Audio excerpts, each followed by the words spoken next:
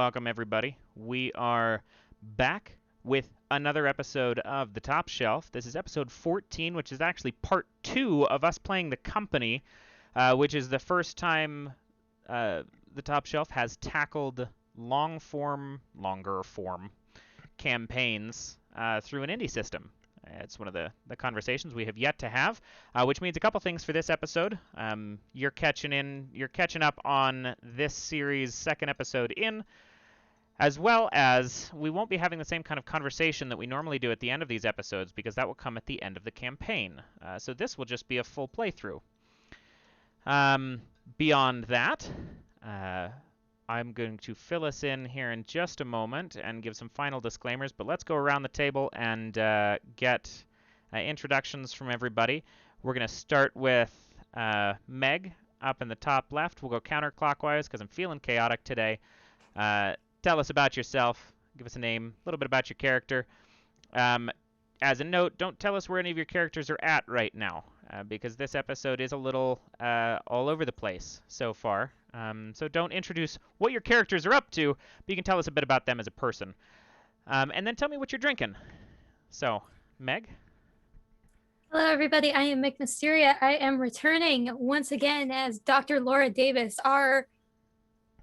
Well, she wasn't the good guy last time, but as y'all remember, she's relatively cold, more definitely about getting results than she is about people.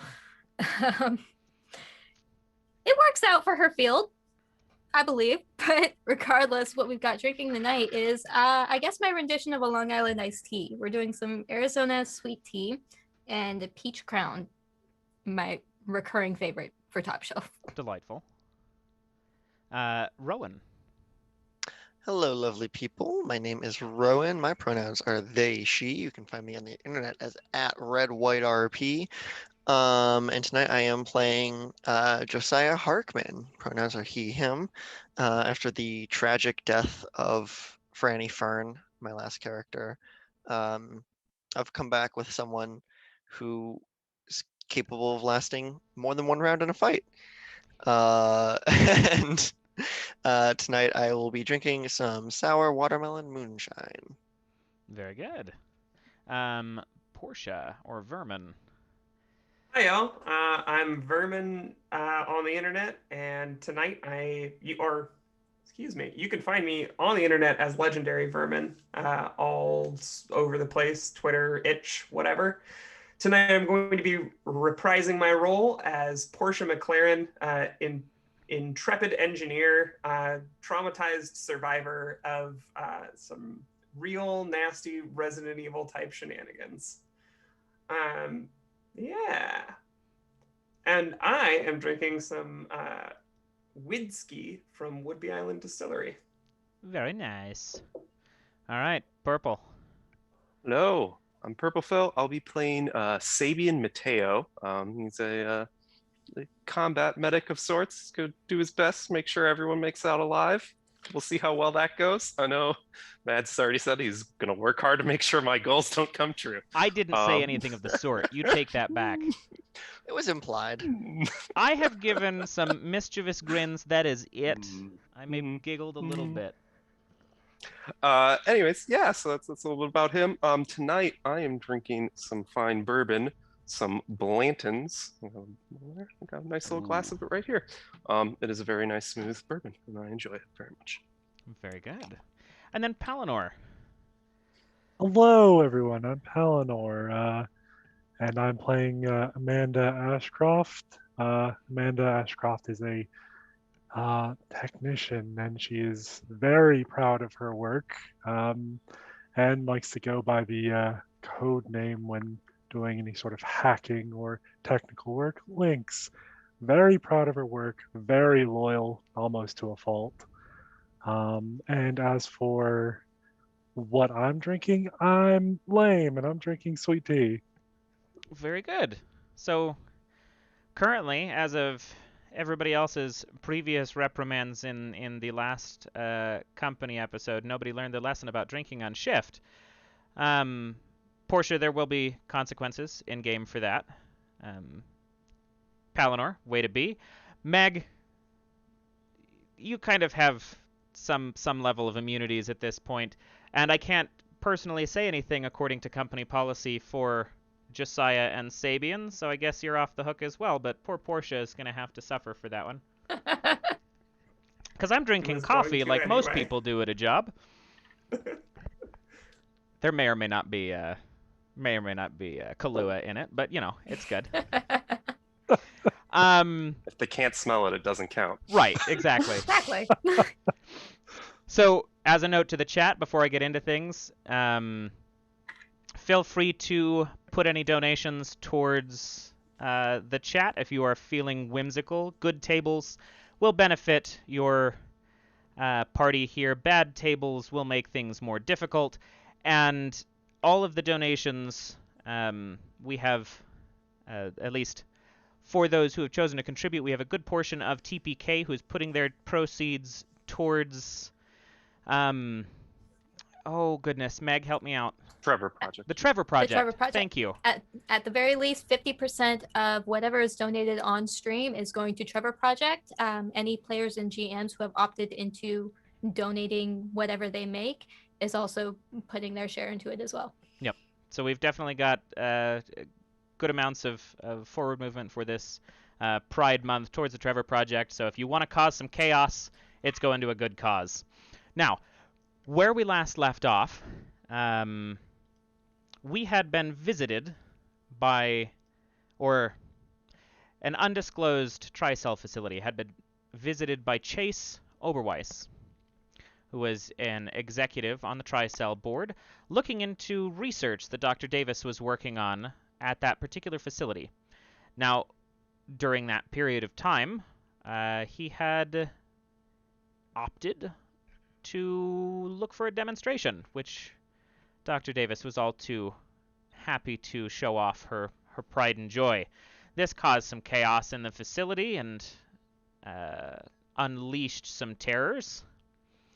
And through the course of that, Mr. Oberweiss, as well as one of the other members of our team, poor Rowan's character, had been taken out by the bioweapon, causing problems down below in the research sector.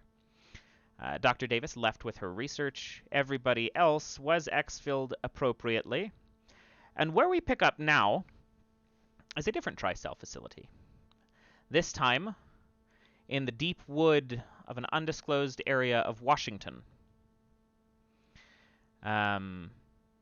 Further away from the public eye and a little bit better hidden than a big flatland Arizona location, or it was Colorado, I believe. Colorado location. Yeah. Yep. And we begin tonight's episode with some changes. The first is that you'll notice in our cast of characters that Shockpoint is not present. He was in the last episode. He was also one of the survivors. As of right now, he is unaccounted for. He made it back to the facility, as everybody else did. Or everybody who survived, at least. But there was no good way out for him, and he hasn't been seen in a little while. Portia is aware of this information and has been kind of keeping an eye on what she can, whilst at the same time being conscious of the fact that Dr. Davis is experimenting with a dose of the virus on her per Tricell orders, and she is kept under house arrest within the facility. Dr. Davis is in charge of regularly administering, with the aid of her assistant, Amanda Ashcroft, the antivirus, keeping Portia a functioning member of the staff, as opposed to losing herself to the virus. So as of right now, symptoms are down, and she is doing well. The other two we will introduce here in a short bit. But we're going to start this conversation, or start this episode, I suppose, with Portia heading down to Dr. Davis's facility. You're one of the only people actually allowed in because you're part of the testing programs, which does grant you a little bit extra access, but it is under guarded access. You are escorted by at least one guard at the moments that you are taken down to her place, because it is a classified portion of the facility on the 3rd subfloor. It is smaller as far as flat layout, but it is further down this time. Dr. Davis, as well as Dr. Ashcroft, you are, well, I guess Miss Ashcroft, you would be a technician for her, but you guys are currently working on things, expecting Portia to arrive at her scheduled points in time, as usual. But we'll pick up with the elevators opening on that 3rd subfloor, and Portia being escorted to your facility for whatever you were working on currently. Dr. Davis?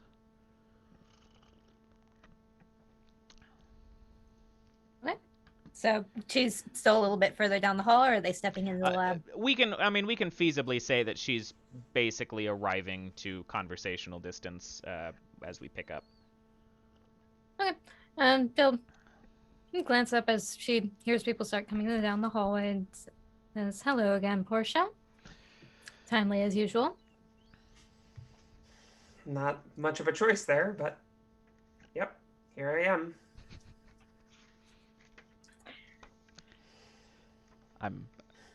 I think You have, well, I would say you have some autonomy, but very little. I'll even admit to that. If you would go over to Ms. Ashcroft, she'll get started taking your vitals. Portia is like dutifully following this. If this were like a TV show, like it doesn't look like Portia has slept properly in a very long time. And she probably doesn't actually know what time of day it is either. Why is Say, that? if the facility is underground. Yeah, at least most of the facility is. Yeah, what's your reason for some bad sleep, Portia?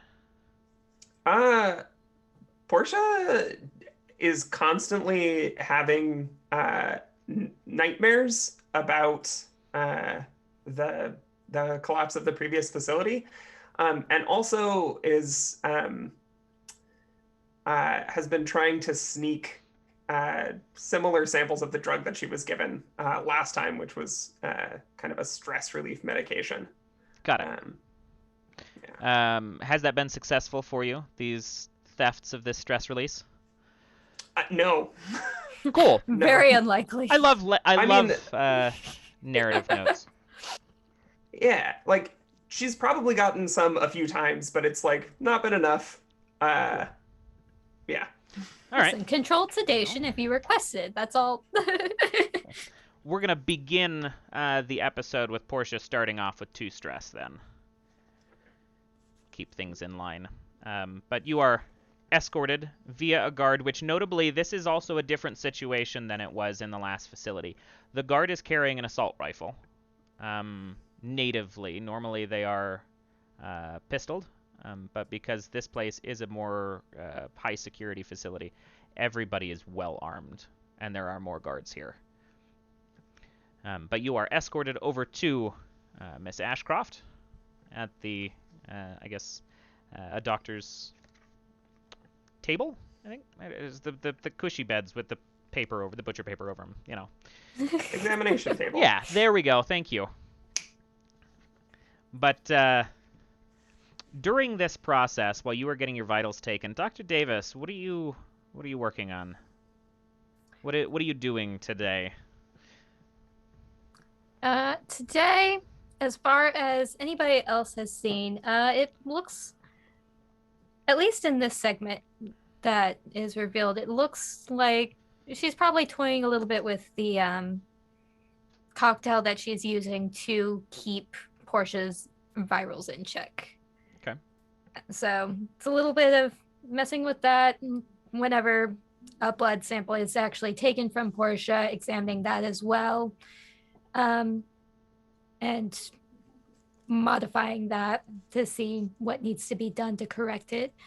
I imagine that there is actually a second segment to this lab that is completely blocked off, walled off, key card for the door, biometric scan, whatever have you. Mm-hmm. That section's very secure, and she is very private about what's actually going on back there. Which, speaking of, there is a ping through your computer window, and there's a notification of a new email that has just come through. The addressing on that email is undisclosed as per usual, but it is coming from executive. And it reads something along the veins of a notification that, or I guess an inquiry into whether or not the research in the other portion of the facility is ready for preliminary pickups today.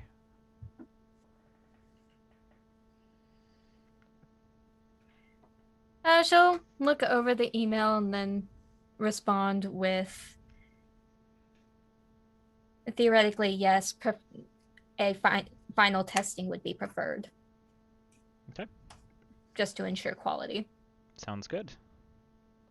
Meanwhile, these vitals are being checked, and you are responding to an email and looking over your genetic notes. Agents Josiah Harkman and Sabian Mateo, veterans in your field within the BSAA, are currently being helicoptered to this undisclosed location to march into the facility from about half a mile out to keep the helicopter itself from causing any concern. But you are dropped into the Washington Wood, given direction, at least a coordinate point for the facility itself on your GPS, and some encouraging words of your assignment from BSAA HQ, and set forward towards the facility that this is taking place in. You have very little information on the map of the facility. The only reason that you know this facility even exists and your current objectives is because of a leak from inside. But beyond that, you would have had no awareness that this Tricell facility has existed. The leak themselves have gone dark since your initial contact. You are aware of their name. You are aware of the vague amounts of information that they gave you, but you haven't heard from them since. So. Were we told the name? Yes.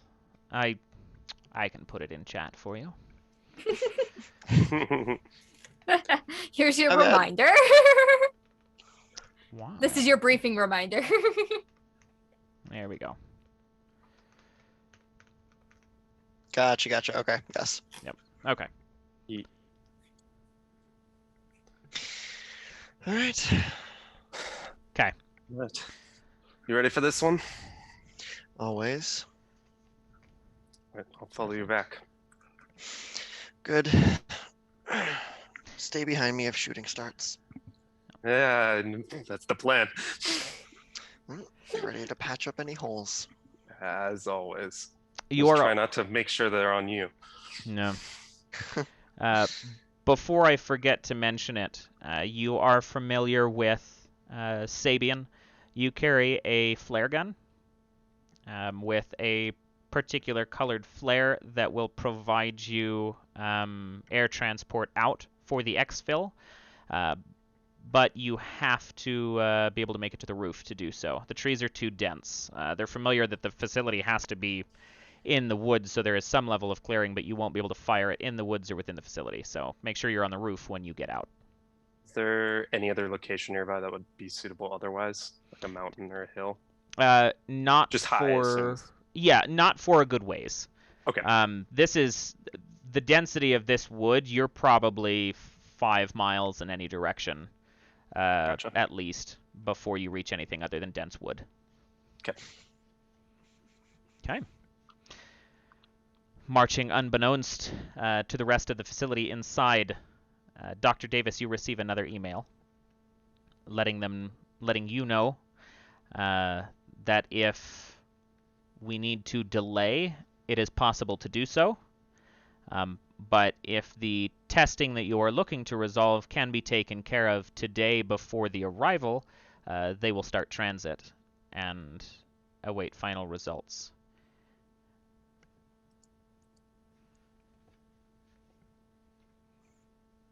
Okay. She'll respond with, it should be ready should be good to go by the end of the day. Okay. Sounds good. A couple minutes later, you'll receive an email just confirming that, but that's inconsequential at this point. Portia, your vitals have been taken. You are doing well.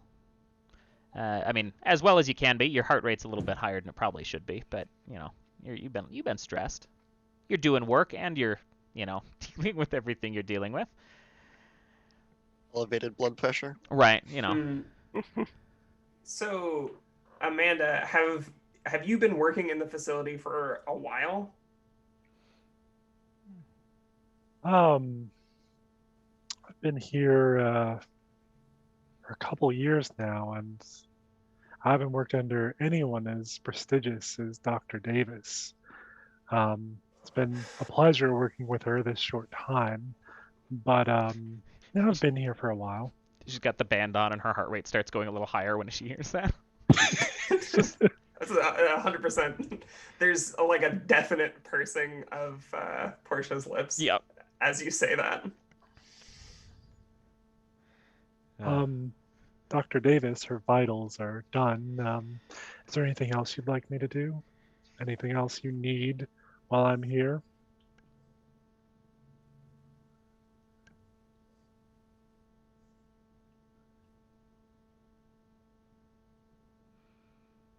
I forgot I was muted. I was wondering if I came through. I was like, wait, was I muted?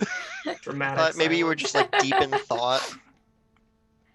I was deep in thought for a minute there, but then I started talking and I saw the line going through my microphone. And I was like, wait a minute.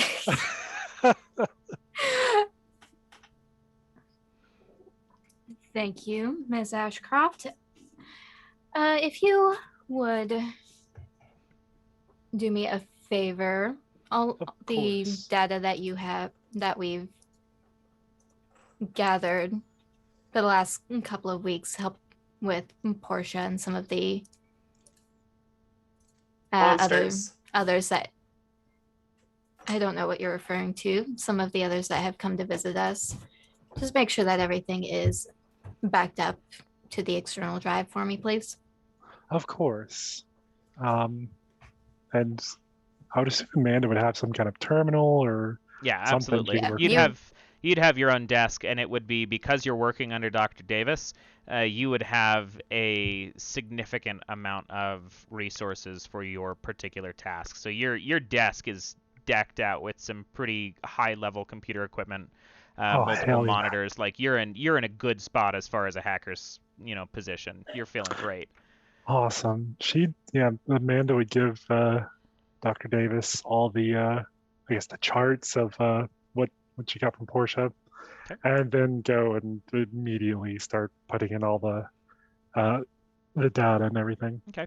Now, Amanda, with your background, being more inclined towards being a hacker prior to this, before working for Tricell,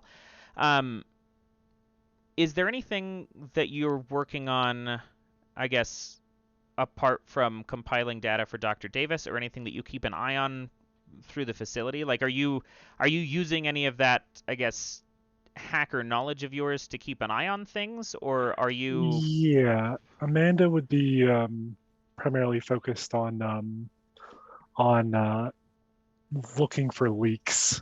She'd be looking for people who are trying to sell Tricell up the river. Okay. Anyone who's trying to get any kind of information out, she's like trying to block that or find the people, if she can, like like find the people that are doing it and turn them in. Okay. Give me a. This will be a little bit arbitrated as far as the timing wise, but give me a hack and tech roll for me. All right. So I'm clear. Tech would just be a 1d10 as well. Mm-hmm. All right. Yeah, so it's 2d10s. So since I have a 2 in hack, would I roll 2d10s for that, Oh, or yes. just the one? Mm-hmm. Okay. It would be cool. 3 total So because 3 you're doing total. hack and tech. Mm-hmm. So 3 total. Okay. I will roll the tech first. You can just roll them all at the same time. You just need to know what the numbers are. Yeah. Okay. Just looking for.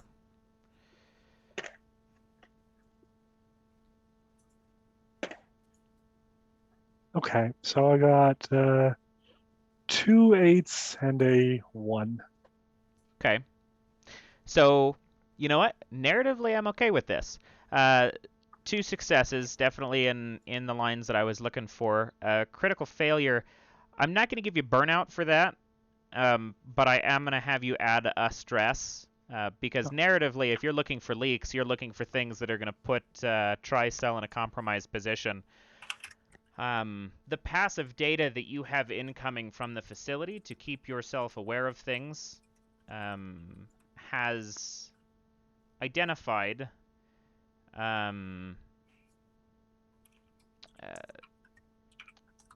figures outside the facility, heading towards the facility. There are two responses that pop up basically via your security feed that you've kind of rerouted,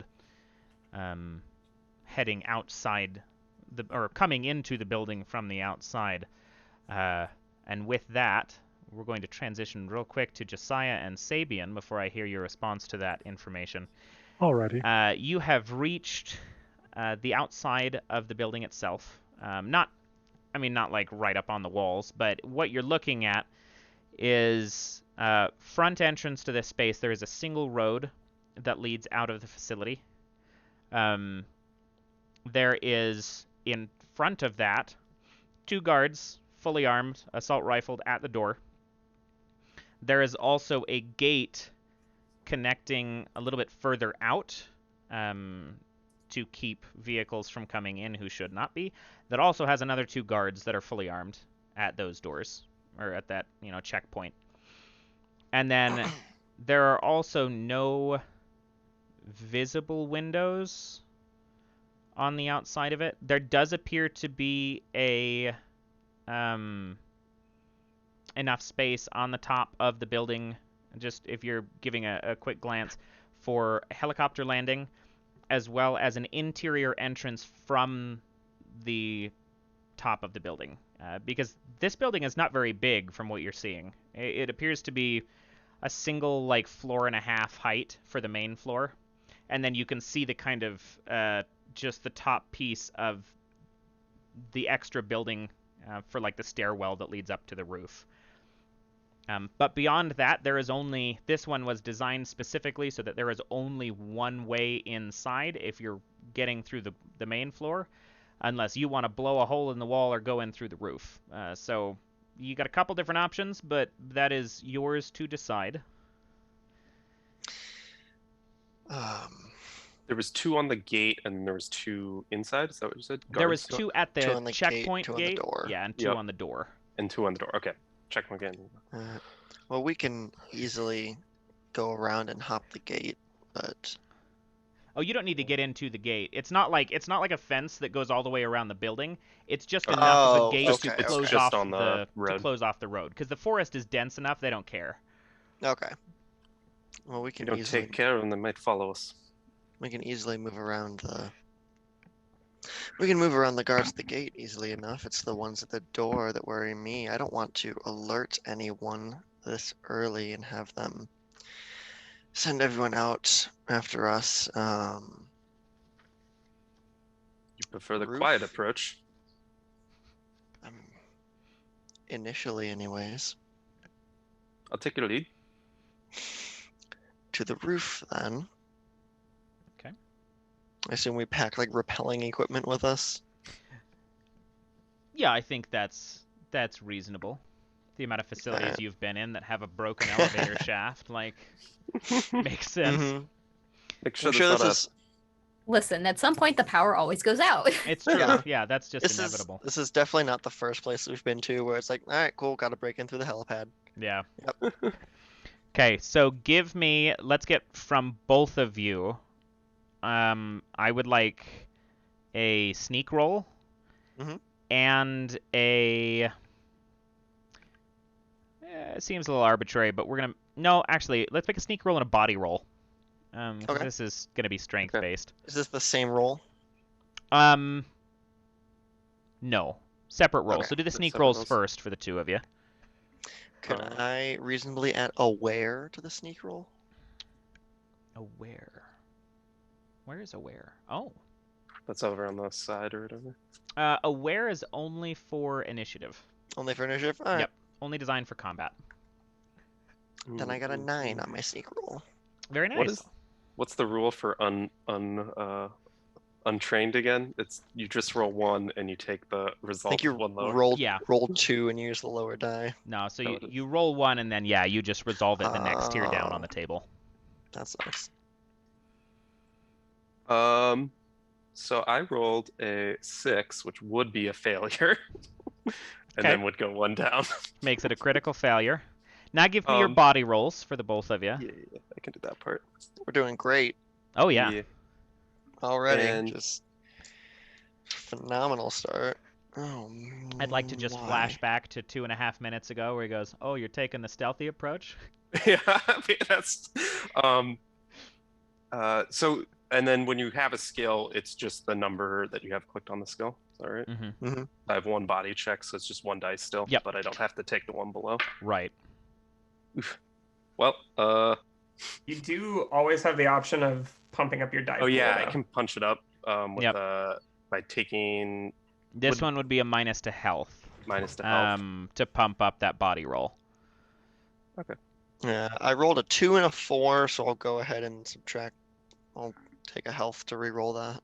Okay. I have plenty, it's fine. There we go, a 9 and a 7. Nice. I rolled a 2 on my 1 dice, but I can do the same thing. So the push it. What does it take to push? That's just re-rolling. Making sure. So if you are pushing the roll, in this case, because it's a physical check, it's -1 health. You'll roll the extra die for that. Okay. And if you end up with another failure on it, it's actually twice the stress accrued. Gotcha. Well, that I got an 8 on. So. Okay. So a success for both of you, but it is a noisier success than you would like, because you mount the rappelling or the climbing equipment, and you begin to make your way up the side of the building that is far enough away from the guards that you're in a good spot. There's not a whole lot of grabs for this rappelling or this climbing equipment to connect to on the top of the roof. And as you get up, Josiah, Sabian makes it most of the way up before the rope slips, and you manage to catch him. And you kind of do the over the wall dive and kind of grab his hand, so you're kind of hanging off the edge of the building. And as the rope falls, you get a little bit of the hook scraping against the side of the building, but mostly it is the sound of Sabian swinging face first into the building, full gear, as he kind of impacts the wall.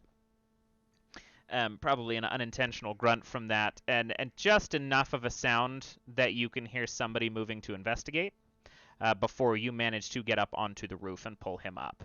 The rope was left. It is on the ground. I think I pulled my shoulder out. Hit it. Sorry about that. No, hit it back in. Okay. Thank you.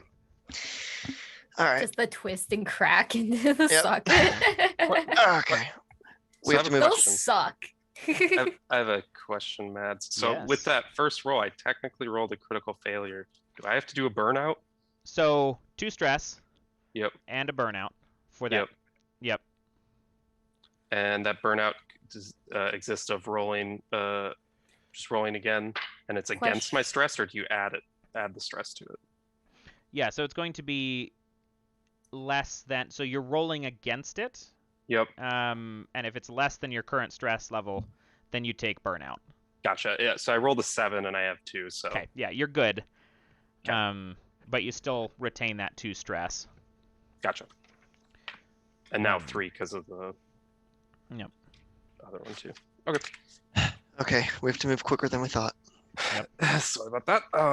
He's gonna take a moment quick and should have done it. He realizes he should have done it earlier, but just to calm himself, he pulls out. He has a bunch of Jolly Ranchers. He just pulls one out and sticks it in and goes, "All right, let's go." Perfect. All right. The door on the top of the facility is unlocked. There's no need to tinker with it. You guys can slip right inside.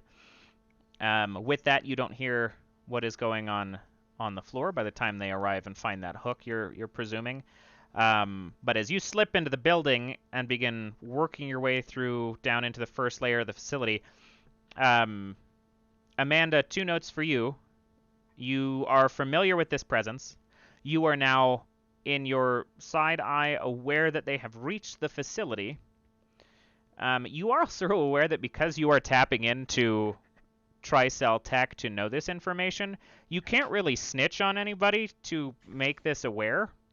But you very typically, I mean, you are more than welcome to relay this to Dr. Davis and the rest of the biomed staff down here, should it be necessary. But you are aware that there are people in the facility that should not be, at least from your presumed information that has been, tapped to you. Okay.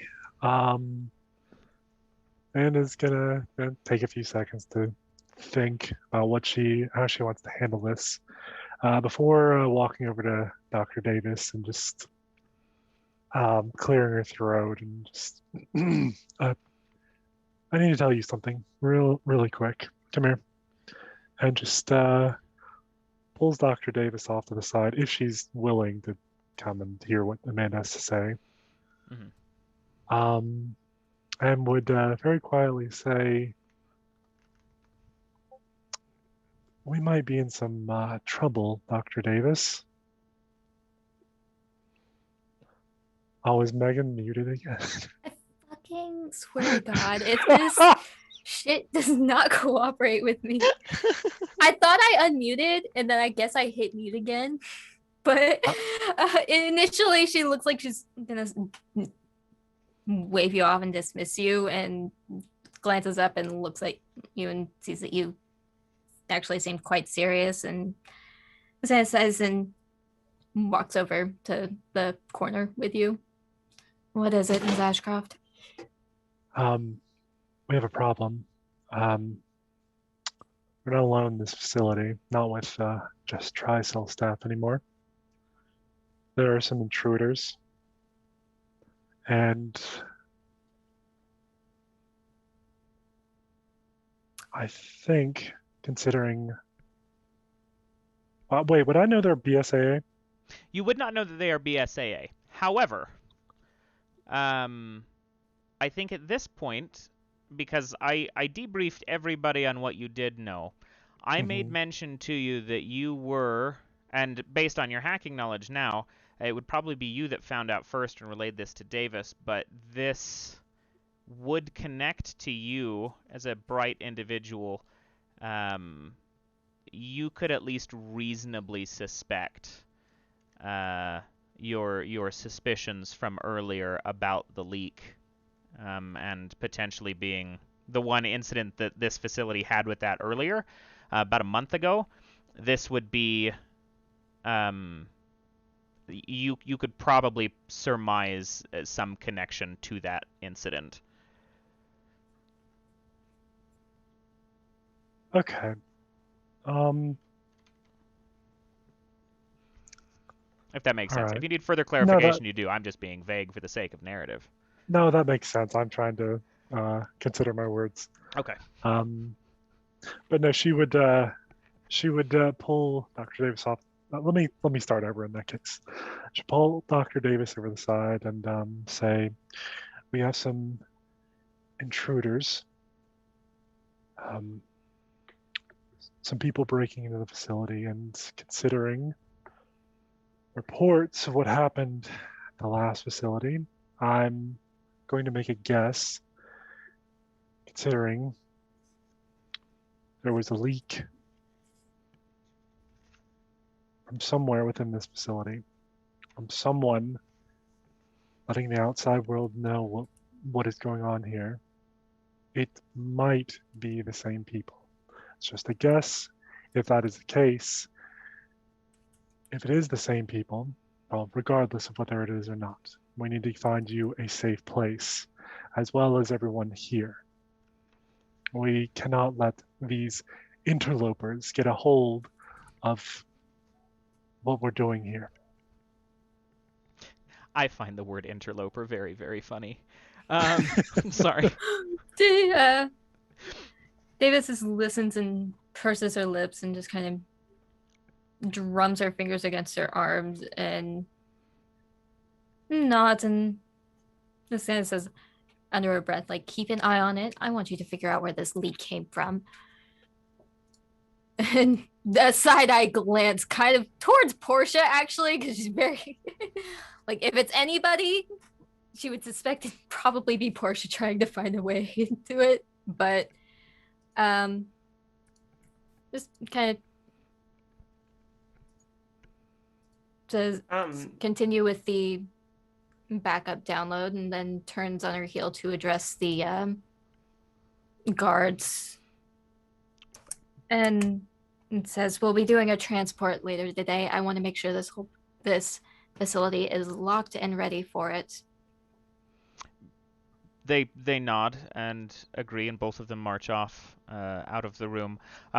These were the guards that were keeping care of Portia. As a note to your seriousness and your authority, Dr. Davis, this leaves Portia in the basement area with you without guard supervision. It is just you and your people and Portia at this point. You were going to say something, Portia?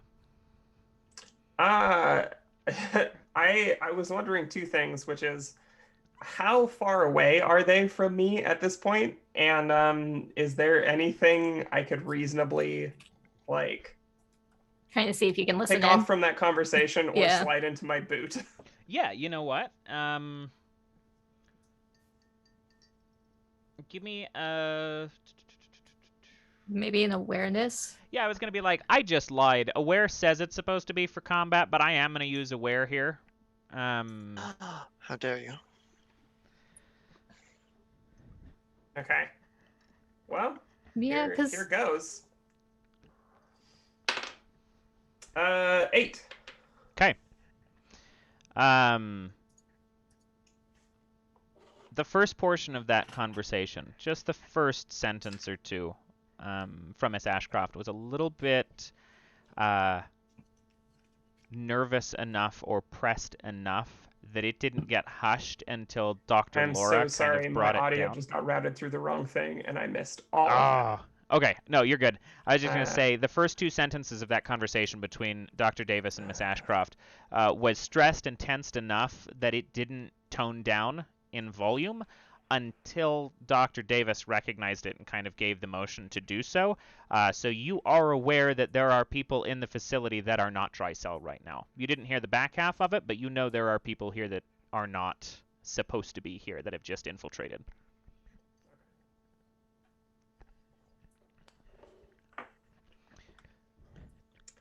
And was there anything that I might be able to snatch as, like,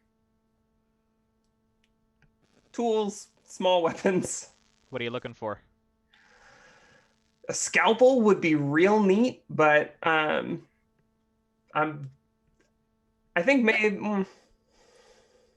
Give me a stealth roll. Okay. Or give me a search and a sneak. Research and sneak? No, Oh, search search and and sneak. sneak. search. Yep. Search plus sneak or search Search. and sneak? Search plus sneak. Okay. 3 and a 4. No good. Okay. 2 stress. As you do manage to pocket a scalpel, but you pocket a scalpel, so you don't. Dr. Davis and Ms. Ashcroft finish this conversation right as they hear you try to open one of like the stainless steel examination drawers that is full of different instruments, and it sticks just enough that there's like lock and shift, so everything in it rattles around, and they like you turn to them, both full eye contact on you, but you can kind of in that process pocket something. I need a hit, man. Can I get like anything to help me sleep?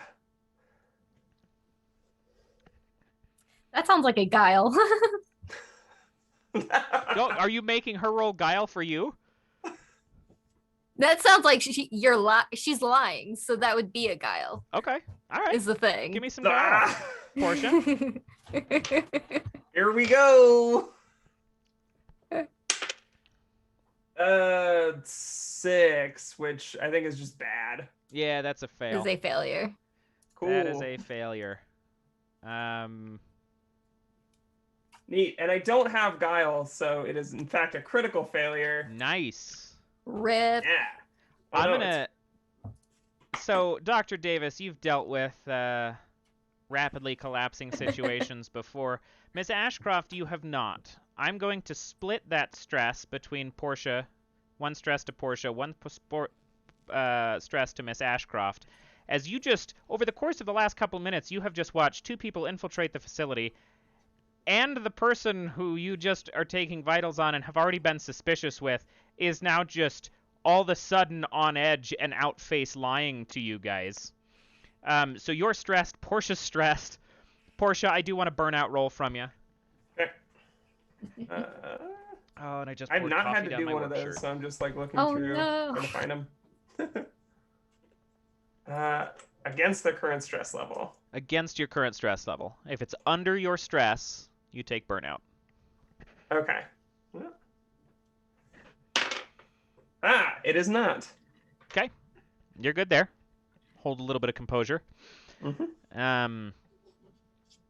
While you guys think on your next move for this next situation and how Dr. Davis responds, Josiah and Sabian are rapidly moving through the first layer of the facility. There is nothing of note up here. It is all logistics and paper pushers and cubicles, and also guards who are now rushing down the hallway past you as you can kind of duck to the side, but you are like narrowly avoiding people for the portion of this. And you have... well, actually, what is your next move now that you're in the facility? Find a staircase and head down. Okay. So is this based on just previous knowledge of how biometrics They're going to be on the lower levels, right? Yeah. I mean, that's where all the shady shit happens. Okay. You know what? The reasonable assumptions there based on people who have just shot zombies before, I'll take it. You just you jump into the facility. I don't know if there's got to be a basement. Let's go. Give me a search roll for the both of you. Okay. Yep. Sure. Good So at I can this. take a stress to get a dice. Is that right? Yes. Yep. If you want to take a stress, you can add a dice to that. Preemptively. Okay. And I'm going to say for the sake of things, too, because I think you can push... I think, according to this, you can push once for a roll. You can push, but if you fail, the penalty is doubled. Right. Yeah. I'm going to say for the sake of... these, because I have no reason to not... if you really need to find a thing or you really need to succeed on a thing, I'll let you push any one thing up to twice. But you have to declare it beforehand. So, I want to take 2 stress, grab 2 dice. You can't fail and then push again. Yeah. The I rolled a 1. I did get a 10. Very nice. alternative. Okay, Yeah. Josiah, that is 2 stress and a burnout. Roll for me. Cool. All right. I rolled a 9, which is above my current stress. Okay. Good there. Sabian, you both kind of split off down one particular hallway and are basically popping and clearing doors down this one hallway looking for any kind of way down. You find 2 things. One of the doors that you move into is a it looks like a planning committee space Meeting room for or something like that. yeah, a meeting Welcome, room for like updates or lollygaggers. things. Oh hey, welcome all you Welcome. fine folks. We're playing The Company, Resident Evil goodness, and things are starting to rapidly decline, and it's a good time. In this committee meeting room, it looks like architectural plans for a development on the lower floor. So you have kind of blueprints of the 3 subfloors and how they connect now. So you also know that there are 3 subfloors, and you are very quickly able to relay this information to Josiah, roll them up should you choose to do so, and make your way to the nearest stairwell to start descending. Everything below level 1 is not labeled. Subfloor 1 has labeling to it as far as what the rooms are. Level 2 and 3 do not. But you have the mapping for them. Anything sound interesting in subfloor 1? Subfloor 1 is central power, as well as the communications array. A lot of like the electrical is routed through subfloor 1, heading both upward and downward. Dispensation. No labs or anything. There does not appear to be any labs. There are mechanic stations, engineering stations, things of the sort, but it is mostly a maintenance floor. We're gonna have to go lower than that. All right, we'll check floors 2 and 3 one at a time. Perfect. I think the stairway's this way.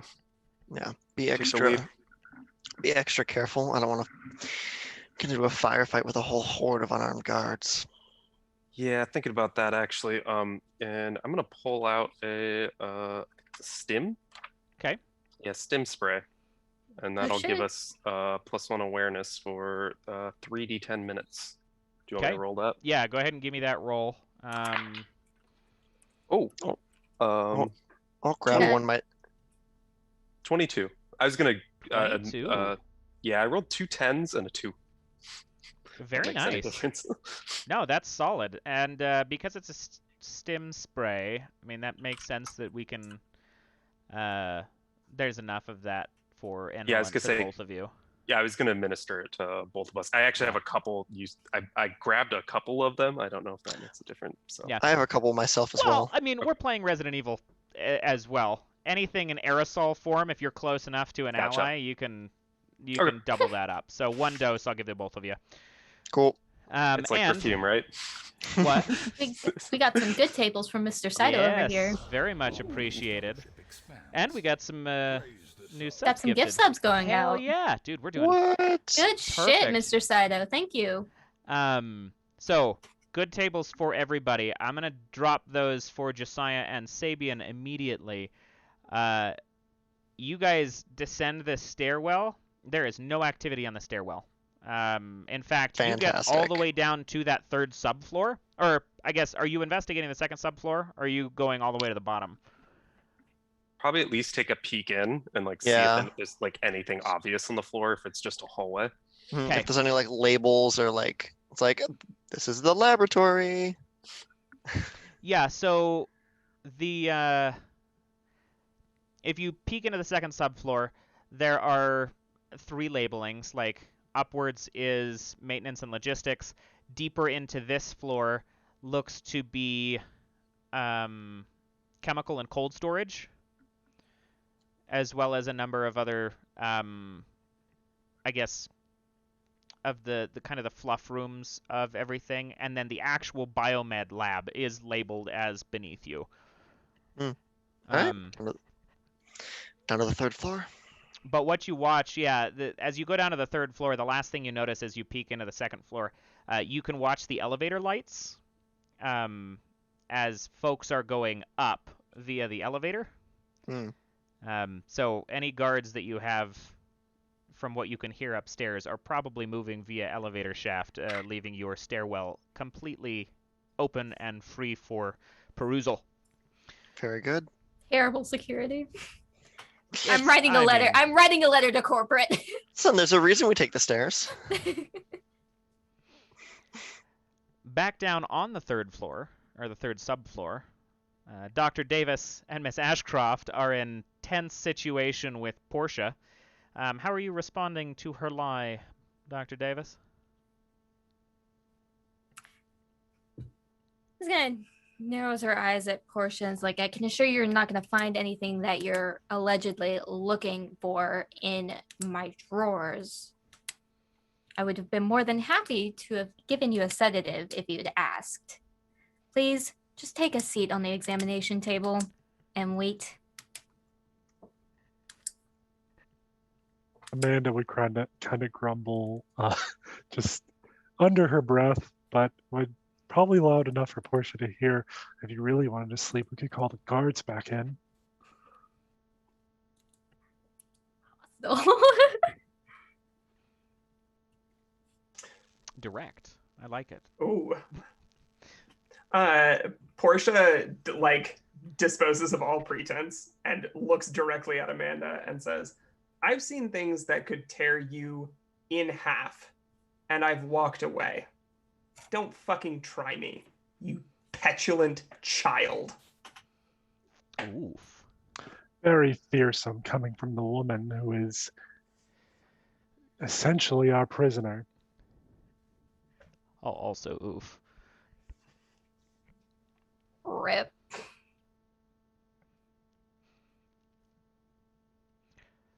I'm not even the one being hostile here. Nope. Nope. Well, Amanda's never been in a situation like this. It's tensions are high. She's a little, little freaked out. She's saying rash things. We'll see how that pans out for you. And Portia just sits on the table. I've seen what she works on. There's a notification, Dr. Davis, while this is going on your computer. It's less of an email, more of a page, but from the same sender that just says ETA 60 minutes. Okay. Then I guess just while they're having their back and forth, when that comes up, I'll go over the computer and note that. Ignore it.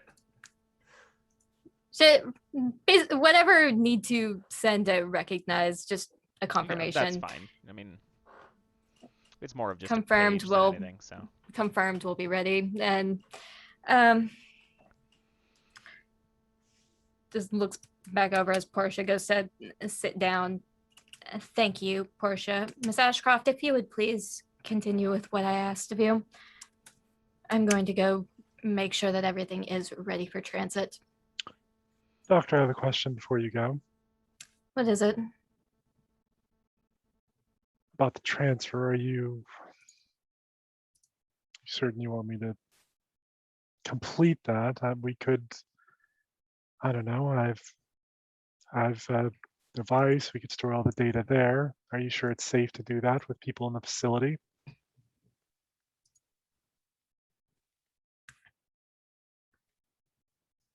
You let me worry about the data storage for my research. You just collect what I asked you to and address the problem that we're having. Of course, it was only a suggestion. Okay. And Amanda goes right to it. Okay. Sounds good. And keep an eye on Portia, please. With pleasure. I wonder if people had similar conversations before the last place got shelled out of existence. Well, I mean, if they did, they were brief and painless. I want to know if that was in or out of character. That was in character. I was gonna say, that sounds like... She's just ignoring Portia and Nope. going over the locked down room. Before the Colorado facility was just carpet bombed out of any kind of functionality. Whoopsies. So, Dr. Davis, are you leaving this space? Am I, to be clear, or are you still working in this office? I am moving into the locked portion The secondary of the wing. office. Okay. Yes. So you're going to leave that space. Yes. You end up in the secondary wing. The door closes behind you, locks and seals as it typically does. As Josiah and Sabian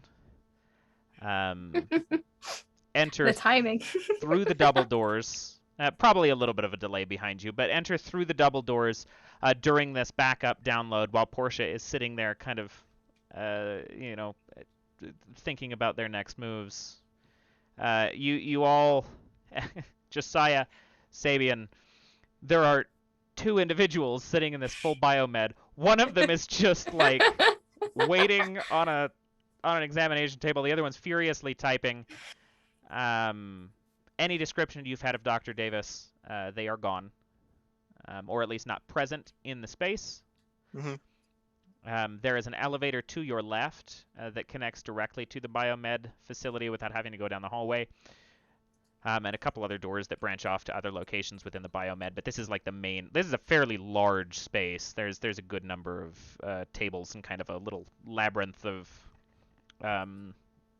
experimentation stations with all kind of alchemical equipment and what have you. And we are going to hold off on that follow-up conversation and the catalyst to tonight's events after this intermission. We're going to take 5 to 7 minutes. We will be right back, and then we will get into all of the terrible nonsense that normally comes with these sorts of things. But thank you all so much for watching. Thanks for everybody who's new to TPK and the Top Shelf, who's sticking around to see the episode. I'm very excited to see how it plays out. We will talk to you guys in just a minute. Apex. Welcome back, everybody. We are ready to get into things now that our party has finally recollected and all of the exposition is out of the way for how everybody ended up back together. We are at the top. We are playing the... Oh, God. Let me try again. I went too fast. I'm going to slow down. I'm going to back up. Take from the top. Yeah, just take 2. Welcome back to the Top Shelf. We are playing episode 2 of Resident Evil Catalyst, in which we are playing The Company. It is a delightful corporate horror system if you have never seen it. And for all of those who are new to the Top Shelf, we play a new system every week. This is actually the first time we've played anything long form on the Top Shelf because we're having a discussion about how these rules light systems really function for a long-term campaign and kind of the progression involved in that. So, when all of this is over, we'll have a conversation about that. But not today. Today, everybody is a little bit scattered as far as their motivations and what we are taking care of. Dr. Davis is looking to get some specimens out of the facility. Portia's a little wary of that and has their own motivations. Sabian and Josiah have just arrived to subfloor 3 in the main biomed facility room as Amanda Ashcroft is currently backing up all of the data that they are taking from Portia, who is currently infected and being dosed with antivirals to test how that cooperates onto a drive. Before I get into what Dr. Davis is looking at, Josiah, Sabian, Portia, Amanda, how is this tenebrous introduction going? How loud do you enter the room? Josiah kicks in the door to the room and moves in gun barrel first, and will say, point it between the two of you and say, "Hands up." I'll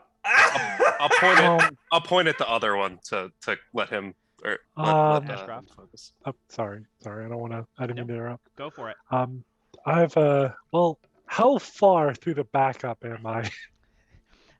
This is because of the data that you're taking. You're about 70% through it. This conversation could feasibly finish it. Okay. And right now, I mean, you're hands off keyboard, like it's just doing its thing right now. So you can respond however you like. Amanda, who's got their gun pointed at me? Is it Sabian? Sabian? Okay. So Amanda shows her hands. She doesn't raise them. She has them like out to like her sides. and looks at Sabian, and looks between Sabian and Josiah. So it's just the two of you here then. Stalling. Yeah. Out loud in character. Yes. Yes, hands up, stay, freeze, move over. We've got handcuffs. We'll hand them to you. Away from the computer. And This is so much better than I could have hoped for. Oh my god. Egg on your face, Amanda. Talking a big game. Get out of here. Who are you? I'm Portia McLaren, You both know that resident name. engineer, and shakes her ankle monitor. Prisoner. Mm. Yay. Amanda lets out a heavy sigh. Everything Portia's just said. It's very just stay calm. You're the one who sent us the information. I don't know what you're talking about. Right. Okay. I'll like sling the gun over my. I don't know how guns work. Put it on my back or something. Yeah, I mean it's kind of slick to it. Sure. I'll move over and can I use a knife to take off the ankle monitor? You can. Cool. Don't want them tracking us. Sabian's gonna move in towards Amanda if she's moving away from the computer or not. She's moving pretty slowly. Dr. Davis, your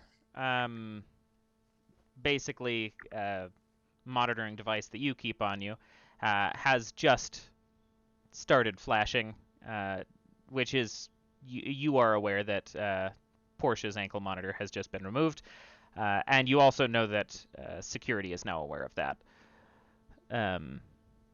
But please proceed. But Well, yeah. When Portia's Oopsies. sorry. please go ahead. Once Sabian starts approaching, Portia just stops and puts her hands over her head and drops down to her knees and waits to see if he's like gonna cuff her or throw her cuffs.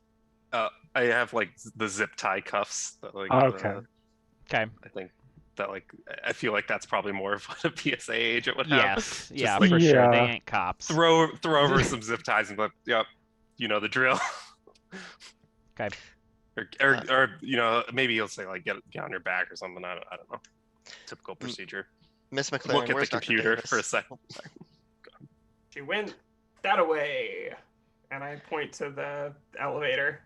It is not the elevator. You can Oh. point the proper direction, but to Yeah. clarify, it is the opposite side of the room as the elevator. The elevator sits right Okay. next to the main entrance that these guys just came through. Behind you guys, on the opposite side of the biomed labs, there is a set of what looks like they are not the swinging doors. These are like magnetically and hermetically sealed like security breach doors.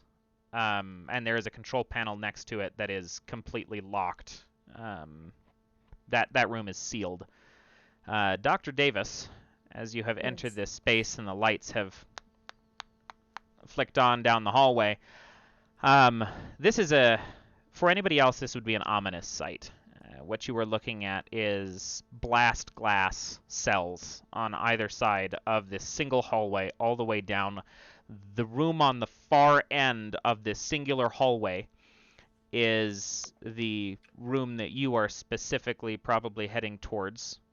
It has got a similar set of blast doors sealing it, with another secondary biolock on it.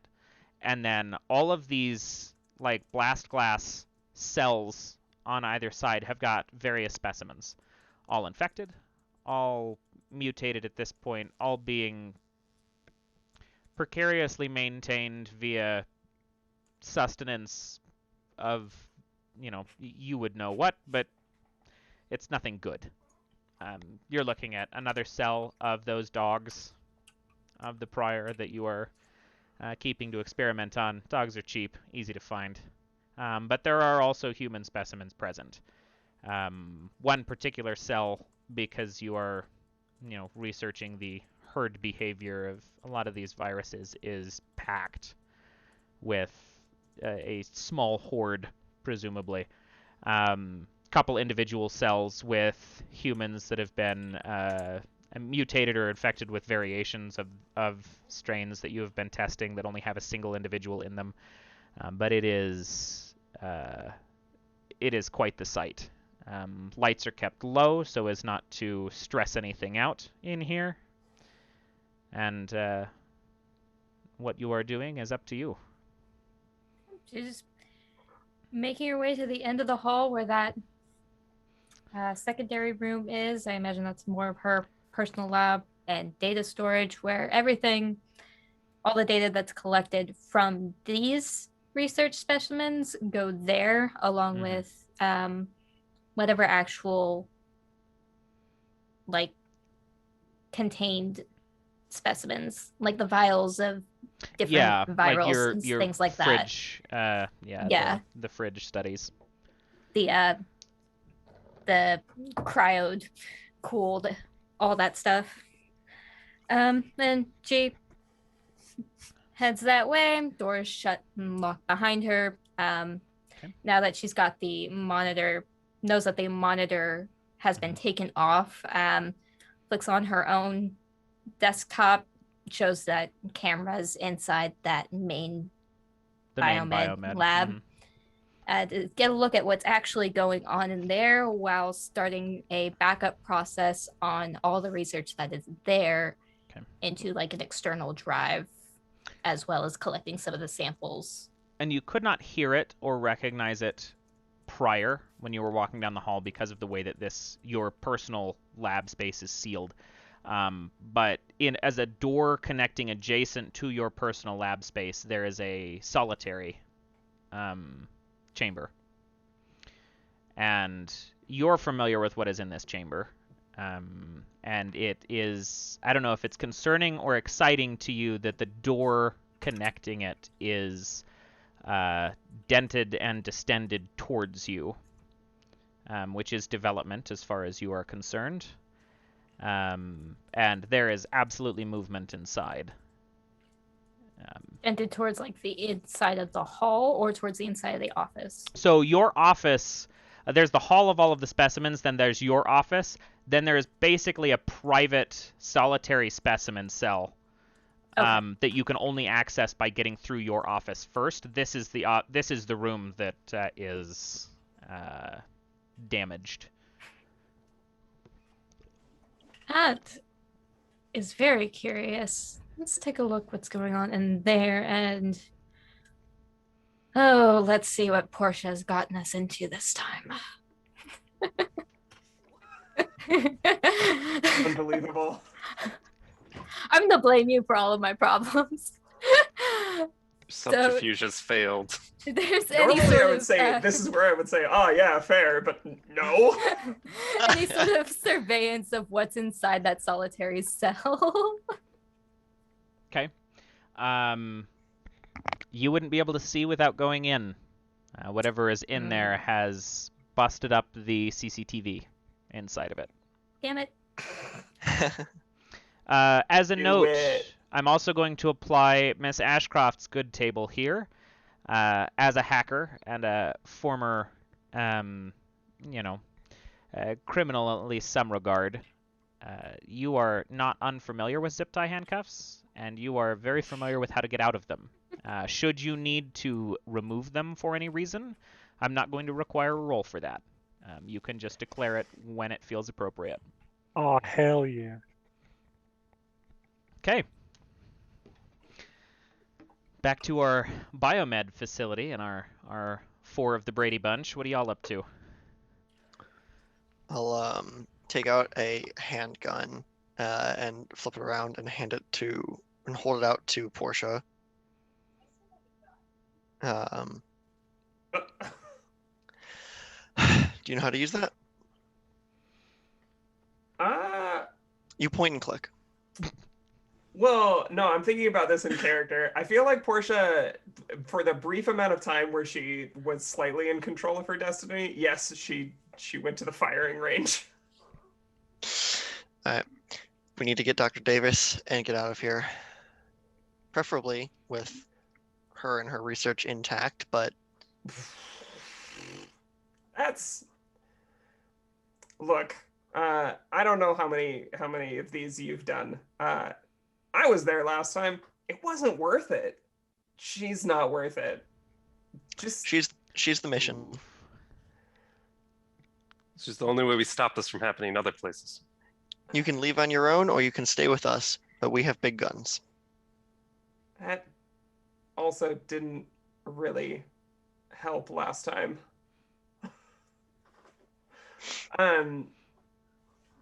Yeah. Portia kind of falls in line, mostly because she'd rather be with people than by herself, because she saw how that went. Pointing at Amanda, how do we open that door? Amanda, assuming she's gotten the Zip tie? ties, the zip ties Yeah, on, just kind of glances at the upload. Like, how's it looking? It's Are we- done. It's done? Sabian's actually looking at the computer. You would He notice wants it's to, done as well.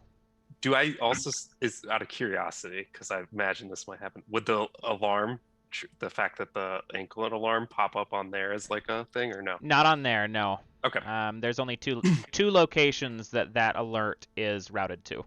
that's fine. If he sees it's done, he goes, "Bagging up your data, eh? Oh, This might be easier for us to take this." Portia's gonna lean past you and grab it. Sorry, HIPAA. This is mine. He's gonna laugh. Oh, clever! I like it.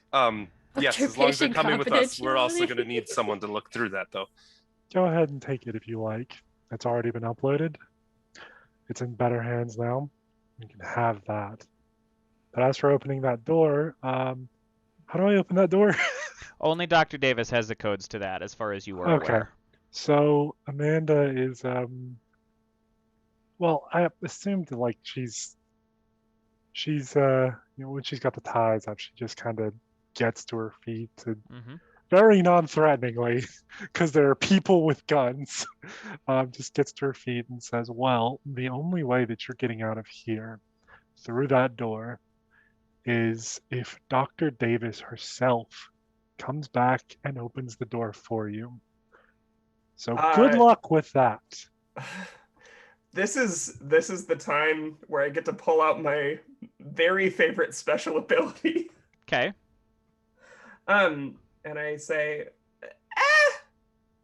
there are other ways to get where you want to go, but we'll have to go up a floor and over. And I'm invoking shortcut. Nice. Once A permission, workaround. the engineer can identify a bypass corridor between 2 points that employees can use for the rest of the mission. So if we can get on top of her, we can get in. Yep. There is a service elevator behind the wall specifically for security intervention that you are familiar with. So yeah, absolutely. Very But good. nice try. And she pats Amanda on the head. This is And scathing. Just Amanda rolls her tongue around in her mouth. I'm so pleased with the tension there. Can we take this elevator here up to where we need to go? I have digital schematics of the place, so I kind of like pull out my engineer map, and I'm like, yeah, that should do. All right. Josiah, take the lead with her. She'll show you the way. I'll watch this one in the back. Sounds good. Okay. So you Just four shoot her in the begin. back. She might have useful information. You four all get into the elevator. Dr.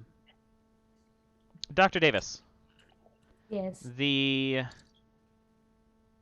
antivirals that were administered, pending the information that you received via email, are those just the same antivirals you've been giving?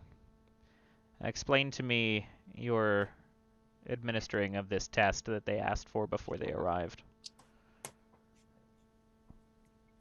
Are you talking about the one with Portia, or are you talking about the other one? Either or, as far as I'm aware, you're testing on both.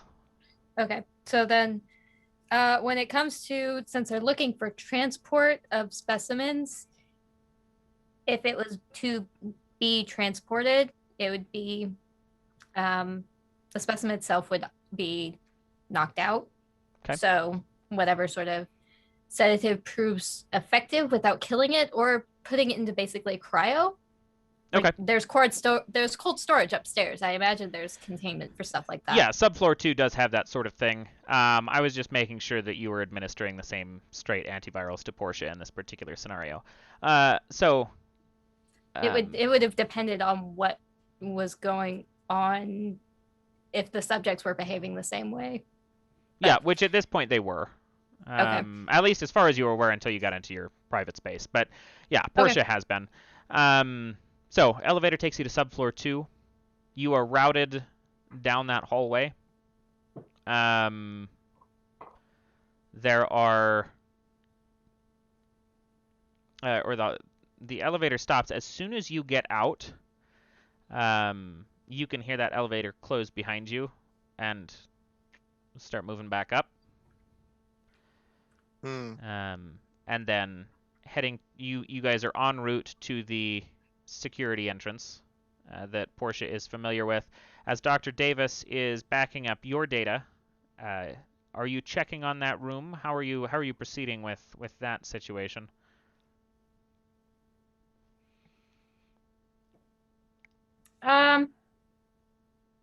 She would want to see what is going on with how aggressive it is in there. So applying the measures that are instated, so basically gassing the room would Okay. probably be the first step, just a straight up tranquilizer to sedate it. Okay. And if there's any movement after that, either upping the dose and doing it again, or some sort of hot or cold treatment. Okay. Whatever is proven most effective given the research lately. Okay.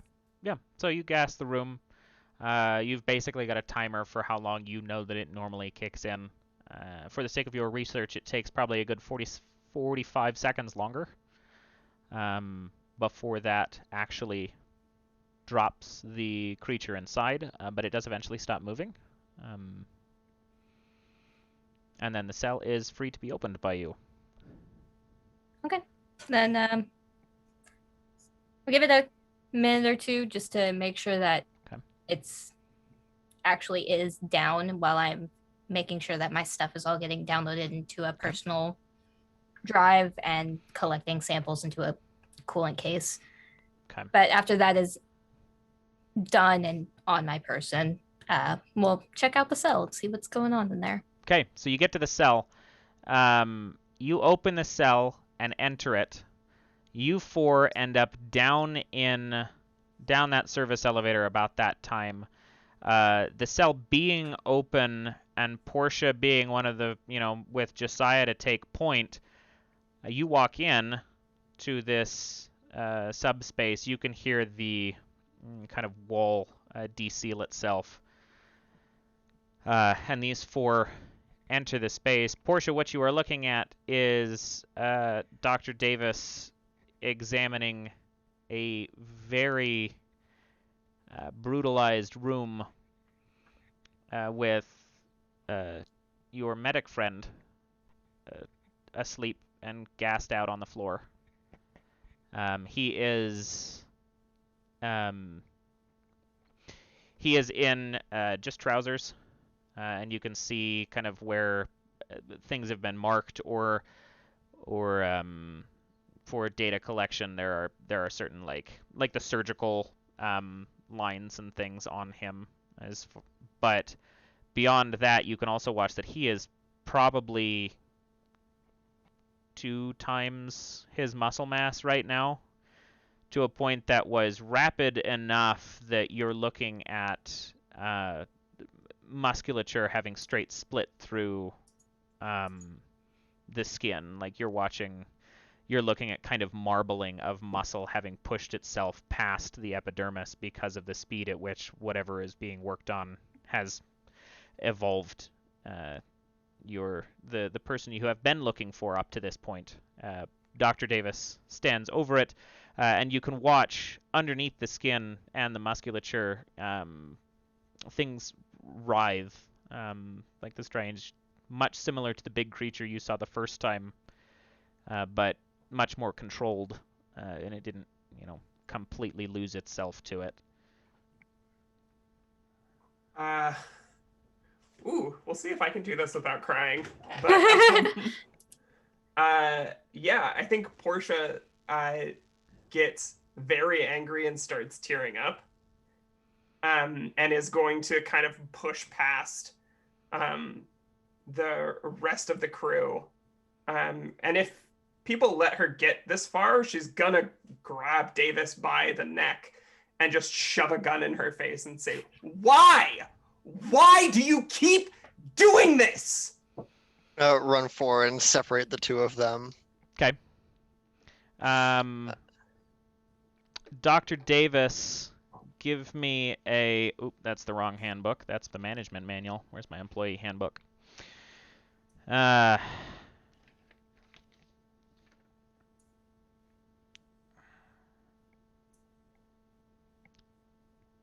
Dr. Davis, just give me a D10 roll. I'm not going to make you roll for this one, Portia, because it narratively makes sense. But roll a D4, take that much stress. Yes, you.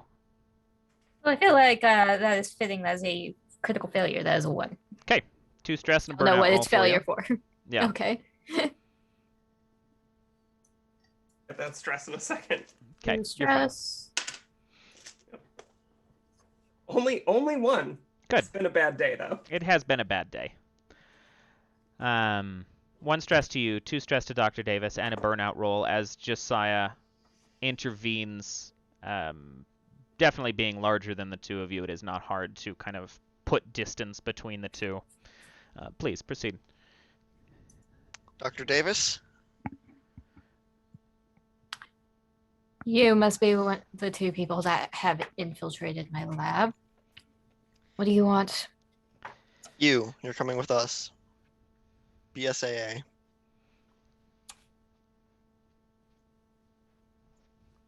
Can you cooperate? Testify? We need your reports. We need copies of your research. You'll be well treated. Well treated? Fuck this! She's a fucking criminal! You really should listen to the BSAA here. They know what's best. Fuck And just off! kind of smiles at Portia. Portia is gonna pistol whip her. Okay. Yeah, give me a combat roll. Amanda, give me a dodge. No, actually, this is not dodgeable. You're cuffed right now. Give me a Yeah. body roll against that. Body roll? Okay. That's a 10. So if you don't have anything in it, you just roll a d10 and then you go down 1 on this success tier. Okay. That is a 7. Okay, so so 2 successes versus Critical no failure. successes. It'd be a critical failure. Oh yeah, critical failure. Okay, so I apologize, Miss Ashcroft, but you are missing a tooth and currently unconscious on the floor. Oh, She clocked you hard. I'll look over at Portia, down at Amanda. You're carrying her. She can stay in here with Teddy. It'll be as much as she deserves. No, she's coming with us. She has useful information. I suggest you start cooperating or we will cuff you. How long is it on that E ETA? 20 minutes out.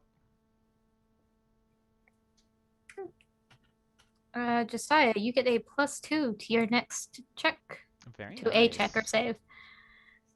Just add Why? that to your highest roll. Yeah. Oh, Bella threw one down. thank you, Bella.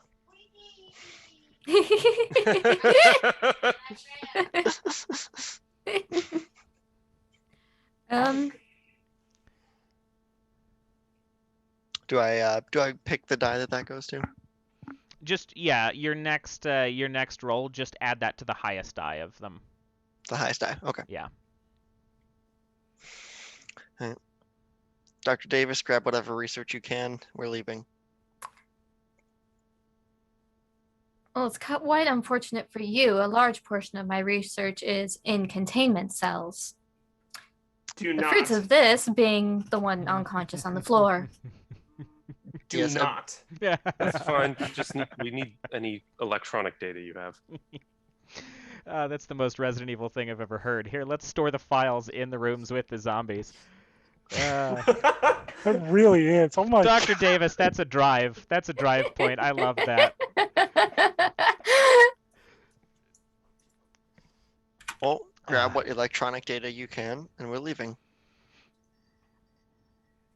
As your computer gives you a notification behind you, all 5 of you. It was done before I went into the room, so I'm just gonna go back and pretend to do it again. Okay. You walk out of the room. I beat Close her this out. door. I am not staying in that room. Close the store before we leave. Well, after, before we walk away.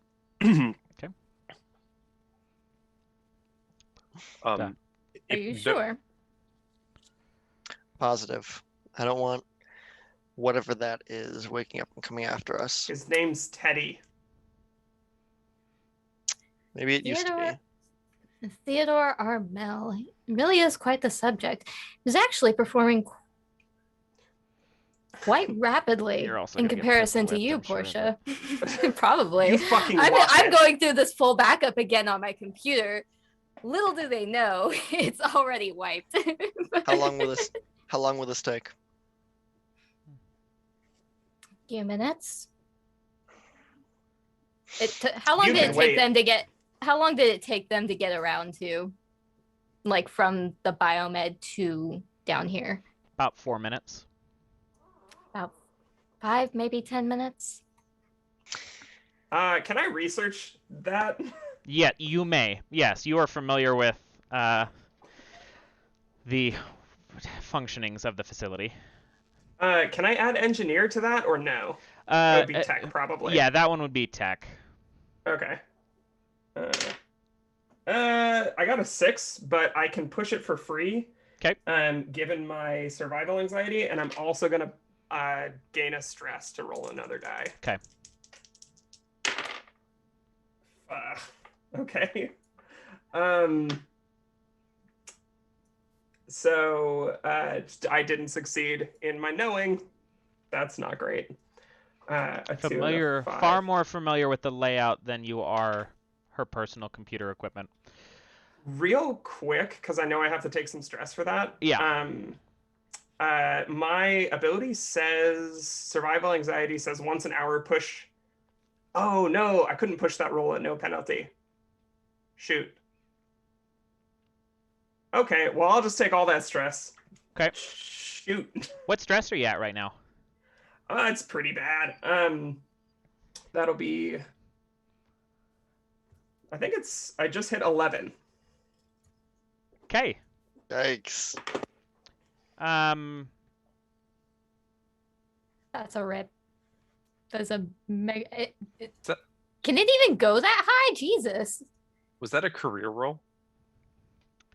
Do we have to take a stress for that as well, or no? No, it's not a career roll. Okay. I mean, Yeah. repair or engineer. Gotcha. So, let me actually review something real quick relating to my own notes. That's an encouraging sentence. And yes, it can go beyond. Yeah, you can get up really high, I think, from what I understand. It's just when a burnout happens, you're going to be in real trouble. Oh yeah. Okay. Did you say the first one was a critical failure? You didn't incur any burnouts from any No. of that, did you? None of them Okay. were critical failures. Okay. Sounds good. You are starting to feel dizzy though, Portia. Just a little bit. Vision's a little distorted past what it ought to be. It's nothing you can't shake off. But it's your stress level and your blood pressure is not helping your situation. Would Sabian be able to notice that she's kind of like tried to do something, failed terribly, and is like getting overly stressed and I mean, she's still in like medical gowns to some extent, I assume, because she's being lab tested on. She's not in medical gowns because she actually works here. She is just in her attire that she would have walked down from her like cubicle. Gotcha. Mm-hmm. There's no like specific signs that she's been being tested on No, herself, besides the fact that she was sitting on a thing, and that's about it. Okay. Yeah, very specifically, she does not look like she's being tested because she goes from there to being watched up at her office working like an employee. Okay. The only indication you might get is that comment that Davis just made about he's rapidly developed more than you have. Gotcha. Oh yeah, actually that would be probably that was a significant comment that she information made. that you want to pay attention to. But yes. Sabian, give me a what would it be? Let's get a medicine? Yeah, we're gonna go full medicine first aid on that. Okay. Ooh, I'm really good at that. Well, I figured as much. Mr. Medic. It's kind of supposed to be my thing or something. I got a 10 and an 8 if you need multiple successes. Okay, so that's 3 successes total. I get a stress loss as well. Is that right? Very nice. Yes. Yeah. Go ahead and take that.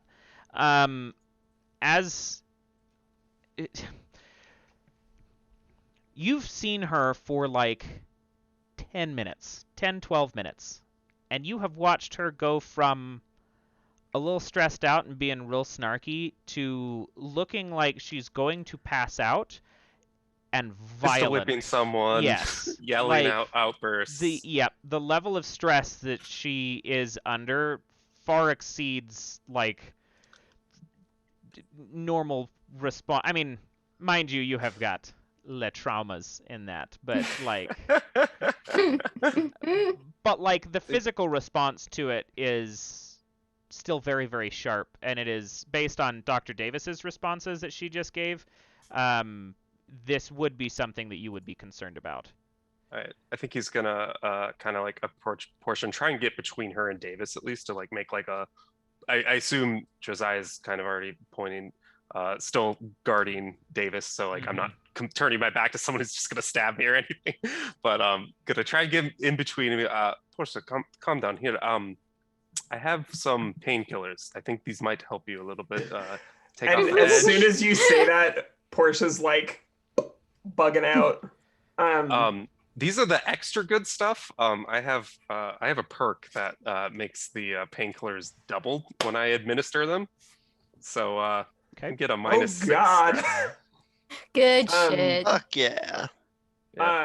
She tries not to Pharmacist. be too much of an addict in this moment, and is like, "Thank you." But she also just takes a second and says, "Whatever she says she's doing, you can't trust her. We fell asleep on a helicopter, and I was imprisoned the next thing I knew." Trust us, our helicopters will be well guarded. What is your plan? If you die, how do I get out of here? If I die, I'm not going to die. She just stares at you. We're professionals. How do you trust get out? us? I have a flare gun. If we get to the roof, it'll trigger a helicopter. If I fire it, a helicopter will come pick us up. How long would it take for the helicopter to get here after I fire the flare? Considering there is a flare, so the distance that they would be out from you would be no more than a couple of minutes. Yeah, so it's like 5 minutes tops. At most, something yeah. like that. So like it'll be 5 minutes, and then the helicopter shows up. We take it up. We get out. Dr. Davis, this is quite the conversation and administering of these painkillers and things. Did you actually take their advice and close that door? If she didn't, I would have. Without her locks, you wouldn't be able to. They have Would you have they have forced to the be screened issue, I through think, her. is the question. Yeah, so you would have either had to have forced the issue, or you would have gotten wrapped up in the data recovery in this situation, wouldn't have, and it would have slipped by for a couple of minutes. That's up to you, but that door should be addressed, whatever ended up happening up to this point. How long would the sedative have, like, can I assume that the sedative will last that has been put on Teddy? You're not actually sure based on The metabolism and how Yep. rapidly he... the fact that it took another 45 seconds of gassing to get him down. That's a new development. Yeah. So you don't have accurate data on how long that might take.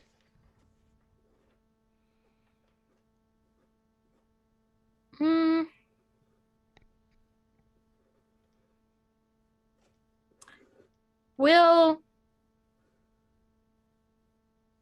shut the door. Okay. But Shockwave is an angry boy. Very angry. But we'll shut the door. It won't necessarily be completely locked and latched. So Just because, like, I'm not completely enforcing my codes on it to lock it down. okay, so you're shutting it, closing it as far as visually, but you are not security sealing it. Not entirely, no. But and if you want me to roll for this, I will. Look shut to me. Door shut might need a roll as well for anybody else to maybe notice, but also triggering some sort of a silent alarm. Okay, so I will ask a stealth on the silent alarm. I'm not going to require you to stealth on the half shut, because visually it would be shut. It's a keypad. It takes you 5 seconds to enter a number. Nobody would know the difference between that number and your full seal number. But it would take you another second longer to get out a distress signal. And that might cause concern. So go ahead and roll sneak against that. Is that a sneak or a guile? That would be a sneak, because it's more of a I'm sleight trying of to hand discreetly kind of do thing. something. She's trying to discreetly enter a... So,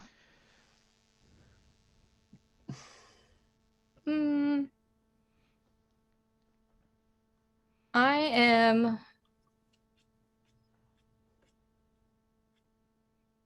going to push that roll. We'll see how that goes for me. Poorly. Well, yes, it would be poorly because my highest was a 7 built account. So okay, so that that's is 2 full 2 failures. stress. Yeah. 2 stress, 2 full failures. On the post one, you should be taking double stress if you aren't already. That's true. So that's 3 stress total to you. Portia, you're down 6 stress then, based on what you were administered. Yeah, and I forgot that I got a crit earlier, so it was actually I'm okay, at minus 4 1 right more. now, not okay. 5. Yeah. Sounds good. Dr. Davis, you are under a little bit of stress, and you mask it pretty well. But you enter these numbers, and you close the door, and you're basically being watched by these agents at this point for most of what you're doing. Am I wrong to assume that? Between the two of you. Okay, so... I mean, unless it was happening while I was having my conversation with Portia, then yeah. Well, but Josiah would be on Dr. Davis if you're having that conversation. So, even then, you've got a BSA agent breathing down your neck, and you probably get a little ways into the second security number before, Josiah, you would notice this, and however you chose to respond to this, the stress, especially because you pushed it, you tried to really cruise through that number. You mistyped 2 digits. Josiah's response is to... Oh, sorry. No, go ahead. Say Josiah's response is to point his gun at Dr. Davis and say, "Stop. Back away. Hands behind your back." And then zip tie. Okay. Lifts her hands and backs up. Okay.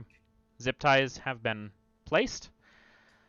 But those two digits that you entered, if you've played a Resident Evil game, all doors seem to be connected through the same goddamn terminal. And those 2 digits were enough for you to, down the hallway of the main blast doors in this space, you can hear the buzz of the release on the doors down that hallway. You have not seen down that hallway, but Dr. Davis knows what that means. So before the zip ties are actually being put on, if the buzzer is going off as soon as like the numbers have been, and it's muffled, like it's not in this space you're hearing that. It would be if I can, down the hall, or it would but be. it's enough that I can pick it up. It's enough that you would recognize it. Yeah. Just lifts her hands and backs up and is like, "You really aren't going to want to tie my hands for this, dear." Why is that? She keeps pets. Well, you might want to look out the glass. And the other doors, the other set of doors was just blast glass. So, yep. Further down the hall, even though it's like kind of low lit, they probably see movement at least. Oh yeah, couple dozen. Bio. What are they called? As far as Resident Evil, there's an acronym for them. BOWs. BOWs. Yep. There we go. Couple dozen BOWs leaving their cells in various speeds and various aggressions, but okay, we're leaving now. Take what data you have. Okay. Do I see the external drive that the data is being backed up to? The one that's being backed onto on the computer right now. Mm-hmm. Yes. Yeah, it would be on the it would be on the terminal. So. All right. Okay. Grab it, pull it off, put it in a pocket. Okay. Let's go. Go, friends, quickly. Into the security entrance, you all file. Who's taking Amanda? Sabian. We'll pick her up and the fireman carry. Okay. Well, actually, he'll first check to see if she's up, because might want to wake her up. I don't know how bad a pistol whip is to knock you out. If it was enough to take a tooth out, it was a pretty heavy hit. Can I take a stim spray and? You want to wake her up? Yeah. Yeah, you absolutely may. So you jar Amanda awake, and you are all just advised to enter that security terminal up to subfloor 1. We're leaving now. Nope. Last thing you see. Groans and holds her cheek. All right. Last thing you see as the wall shuts behind you are 2 things. The blast glass is broken. And the door to Teddy's room is being pried open, and you watch one of his hands hit the wrap around the door as it starts to drag open. Uh-oh. Yep. So.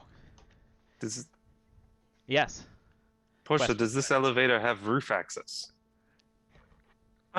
So I think based on my ability, it wouldn't. But that's, I think, a question for. Yeah, this Mads, one would not. This is designed specifically just to get into that room if it is ever needed to intervene. Let's say that there's you wouldn't even expect that because the wall slides away. Because it sounds like even Amanda didn't know that there was this access elevator. Correct. Yeah. It only exists within the blueprints of the building through upper executive access. So that slides open. You finally get to the second floor as you can hear barking down the hallway. And you can hear gunshots immediately start to go off. You made more of the dogs. This is to Davis. Yeah. I was asked to further the research on the Cerberus. Like, do you ever think before you do anything? These were all perfectly contained until this happened. Oh, yeah. Yes. So were our friends at the last lab. We're moving now. Did Davis end up putting on those hand ties?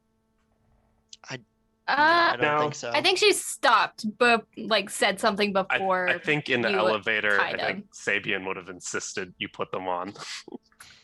Okay. At that point, did you put them on, Dr. Davis? Probably gonna argue it. You're really going to insist on zip tying me? Yes, you are. Yes, I would rather not have you at my back while we're moving.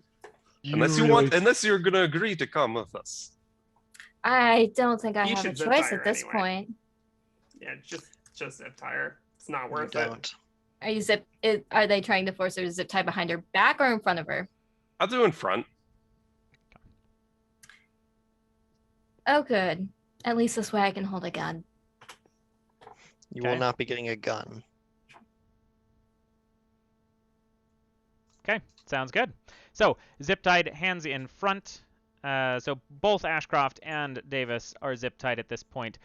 You hear the gory burst of the head of one of these zombies down the hallway as you watch one of the BSA, or not BSA, you two are BSA, one of the Tricell security get thrown down the hallway that you guys are traveling down, the perpendicular hallway, and he impacts the corner of the wall and kind of slouches to the ground as one of the zombies' head completely just been blown to pieces. One of a horrible organ composite centipede-esque tentacle flailing and dragging itself across the hallways as it kind of slumps towards the next heat signature, which would be U5, and 3 different dogs round the hallway, one of which stops to start munching the body that just impacted the wall. The other 2, almost on their heels, sliding on the waxed floor, are moving your direction. Oof. All right. Can I take an action? We shooting? Oh, yeah. Okay. Give me some aware rolls. Oh, boy. Everybody? Yes. Anybody who can do the combat thing. And this is just you take the highest one, right? Yep. So I guess I have a question about that. Since I can Yep. break the zip ties whenever I want, would I be allowed to do the combat? Well, kind of do the combat thing, but just, when it comes around, if I need to, just break out and do something. That would be up to you. Yeah, you can remain zip tied up until that point. It would take an action on your turn to pop the zip ties. But yes, you would have that in your disposal should you need to. As a before I guess we really get into this, Amanda would have gotten as close to Dr. Davis as she is allowed once we see the first dog. Okay. Well, once we see the body fly, Amanda's like, okay, I'm gonna stand next to the doctor now. But yeah, I'm gonna roll as well for the combat things. Okay. And just Portia, you got 7. Josiah, what did you roll? 10. 10. Very nice. Sabian? Got a 2. Okay. On 2 dice, I rolled a 1 and a 2. Davis? 6. 6. Ashcroft? I only have 1 aware, so I roll just one. Just 1 dice. Yeah. Okay, let me do that. I got a 6. Very good. You can go first if you would like. All right. With my assault rifle, I can make 2 attacks per turn. So 1 is going to each of the 2 dogs that are coming towards us. Okay. This first one, I get a 10 and 8.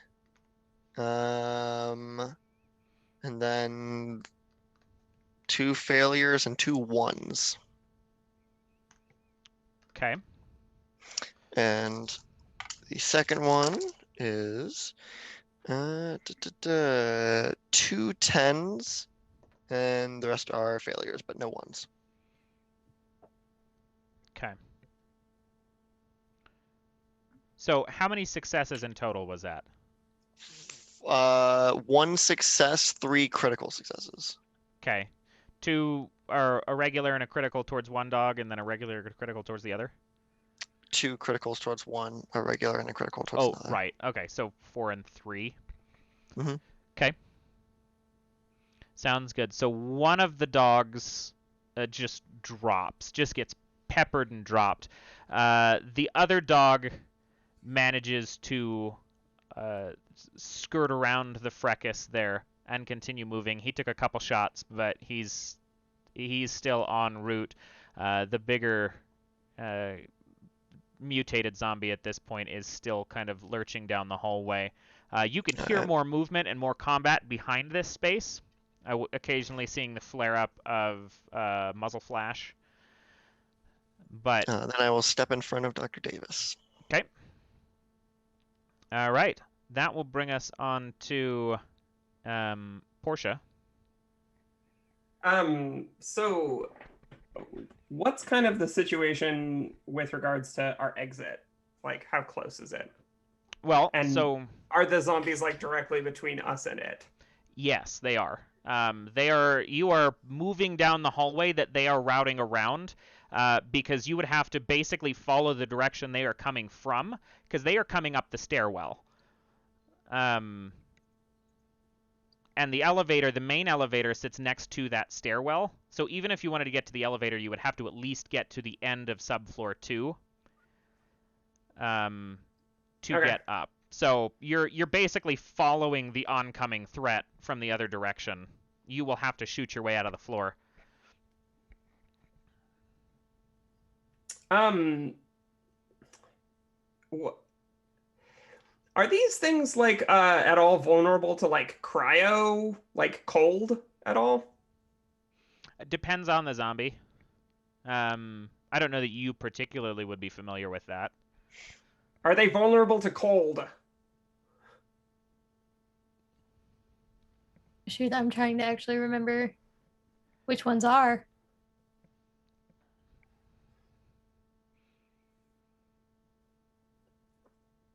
I want to know if you actually recall. Severe amounts of cold will set in motion a sort of rigor mortis. They'll start to lock up, but they're more susceptible to heat. Well, we don't have a pro fire system. We have fire alarms, and I'm gonna pull the closest thing. And so my understanding is a lot of like industrial fire suppression systems also use like CO2 gas, which comes out super cold. Right, or more of a CO2 coolant system. Yeah. Yeah, which would be the nature here too, because the CO2 compressed gases and things, you're not gonna flood a facility that you want to ruin paperwork. It's a little bit more like a fire extinguisher spray. Yeah. Okay, so good call. Give me just a second here. Okay, well, that was not good on either account. Okay, so the individual at the far end of the hallway would be directly under one of these. The dog is moving too fast to really be affected by it, but this mutated one who is walking towards you, you can watch him, like, it hits him, and he'll try to kind of back up out of it, just as a primal response to that kind of level of cold. But it is enough to slow kind of some of that function. I will dial him back in the initiative order for that. And then... Can I get a drive for that, for using infrastructure to accomplish goals? Yeah, I'll allow that. Cool. Technically, that's 2 drives then, because you did use the security elevator as yeah, well. I took that one earlier because we gave it to me last time. Yeah. So. Yep, you're good. All right. So that will then bring us on to Ashcroft and Dr. Davis. Which, if it's a tie, it's determined between the players who can go first, and Yeah. I'm deferring it to Ashcroft. Okay. Okay. So, um,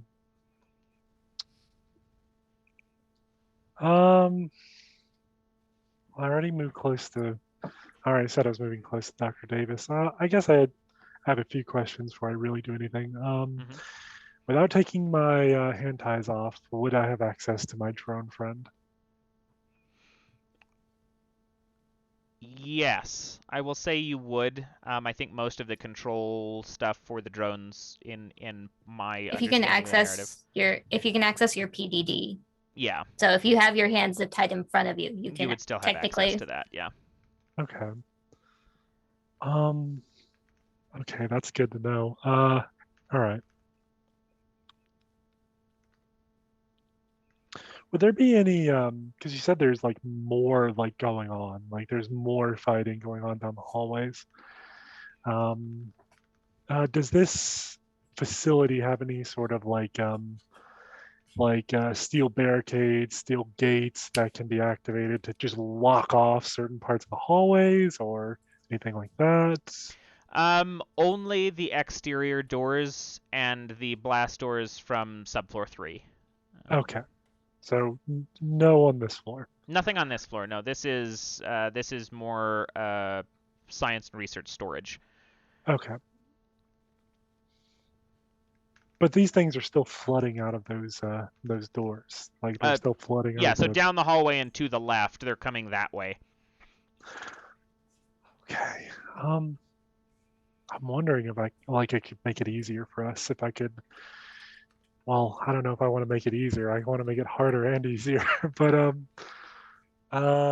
if there's a way I could maybe use the drone to close off some of these rooms to keep more more experiments from flooding out, or would that not be possible? Yeah, I mean, you could try to block off subfloor 3 for what remains down there. Give me, if that's what you're looking to do, for the sake of your action this turn, go ahead and give me a hack and tech roll again. Okay. So before I roll and commit to this, I block off subfloor 3 just because I'm trying to get an idea. Are we needing to progress through subfloor 3 to get out? No, you're going up. Okay, all right. So then yeah, then I'm gonna do that. I needed what rolls now? Tech and hack. Tech and hack, okay. Oh, I forgot to mention for my roll earlier. I have an electronic toolkit for +1 to hack. Is that just to the outcome or an additional roll? Additional die. Oh, it's an additional die. Okay. Mm-hmm. All right. So I roll 4 times. I see. All right. Cool.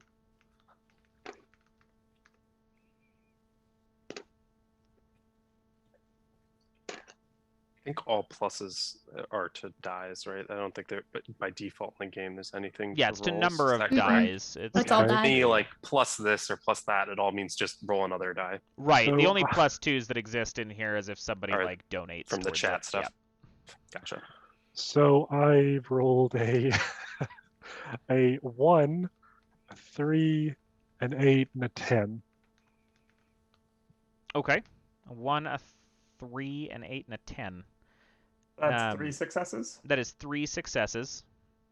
I'm going to accrue 1 stress still to that. Typically, you just take the highest for those, but like there's a lot going on, and there was a critical failure in there.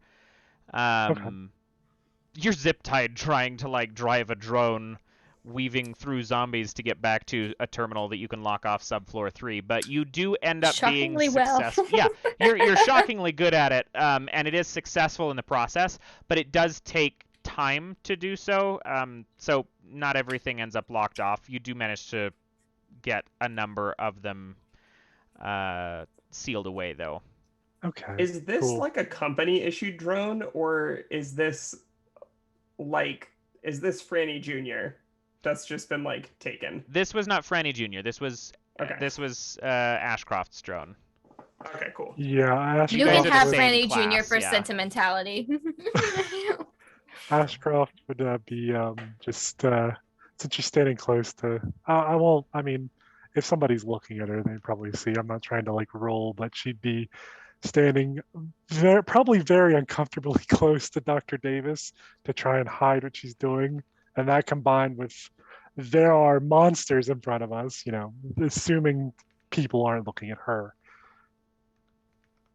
Sabian's probably right behind you, but he is probably not focused on what you're doing with all these things coming in. He's trying to like push you guys forward to make sure no one just like runs behind, but like he's not looking at what you're doing. If you're doing something, he's not going to notice. Yeah, her little control is probably poking into Dr. Davis's back just to keep it hidden. Okay, sounds good. All right, so after that would be Davis. Throw down. Throw down. So what do we have coming at us right now? Right now you're looking at a dog, presumably two, once the other one gets through with the dead Munch. man. And then the centipede individual who has slowed down. There was 3 dogs and one's gone. One has gone. been just peppered out of existence. Okay.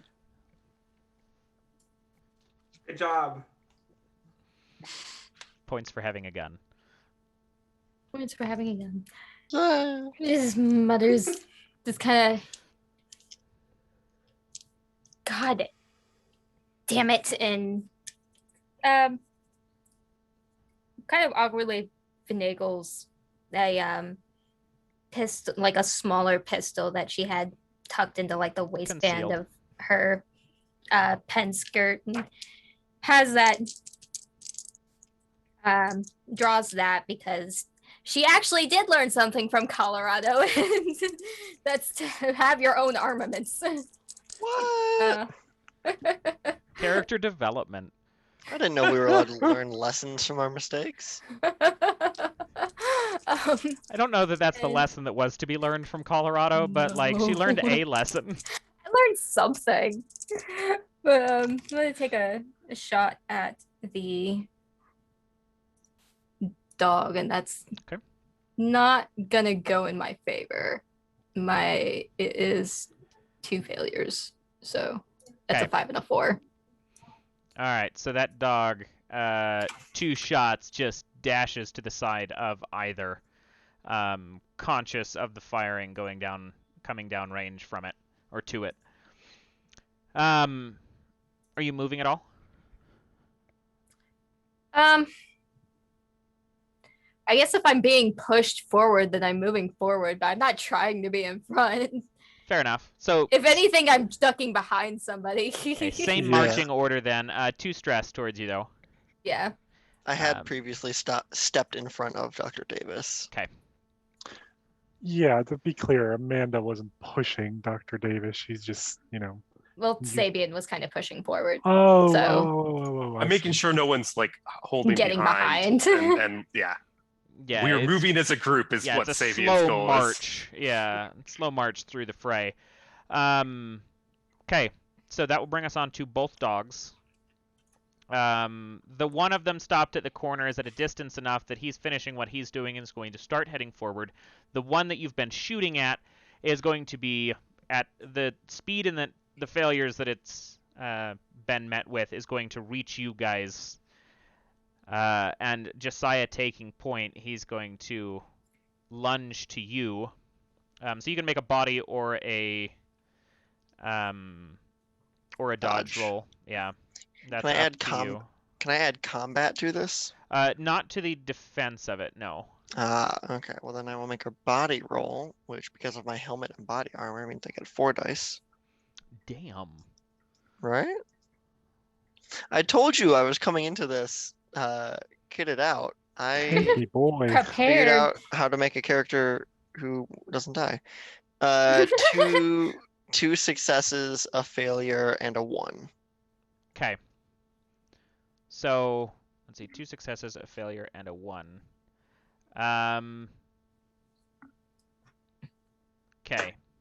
Stress with that dog coming up on CQC.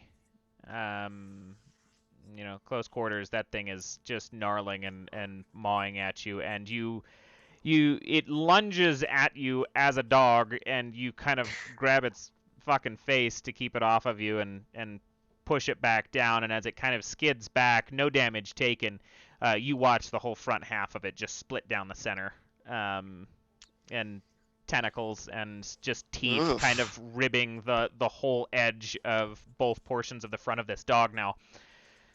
So yeah, 1 stress to you, but no damage from the dog.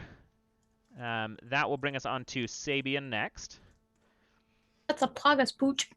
All right, so that dog's right up on us right now. Yes, and mutated at this point. Okay, so I think at this point, Sabian right behind Amanda has his pistol out. That's probably like wasn't pointing it directly at her, but kind of had it out, and then seeing that is going to try and move Amanda to the side. He's still trying to stay behind everyone, and is going to take a shot with his handgun pistol at it. Amanda is insistent on not moving away from Dr. Davis.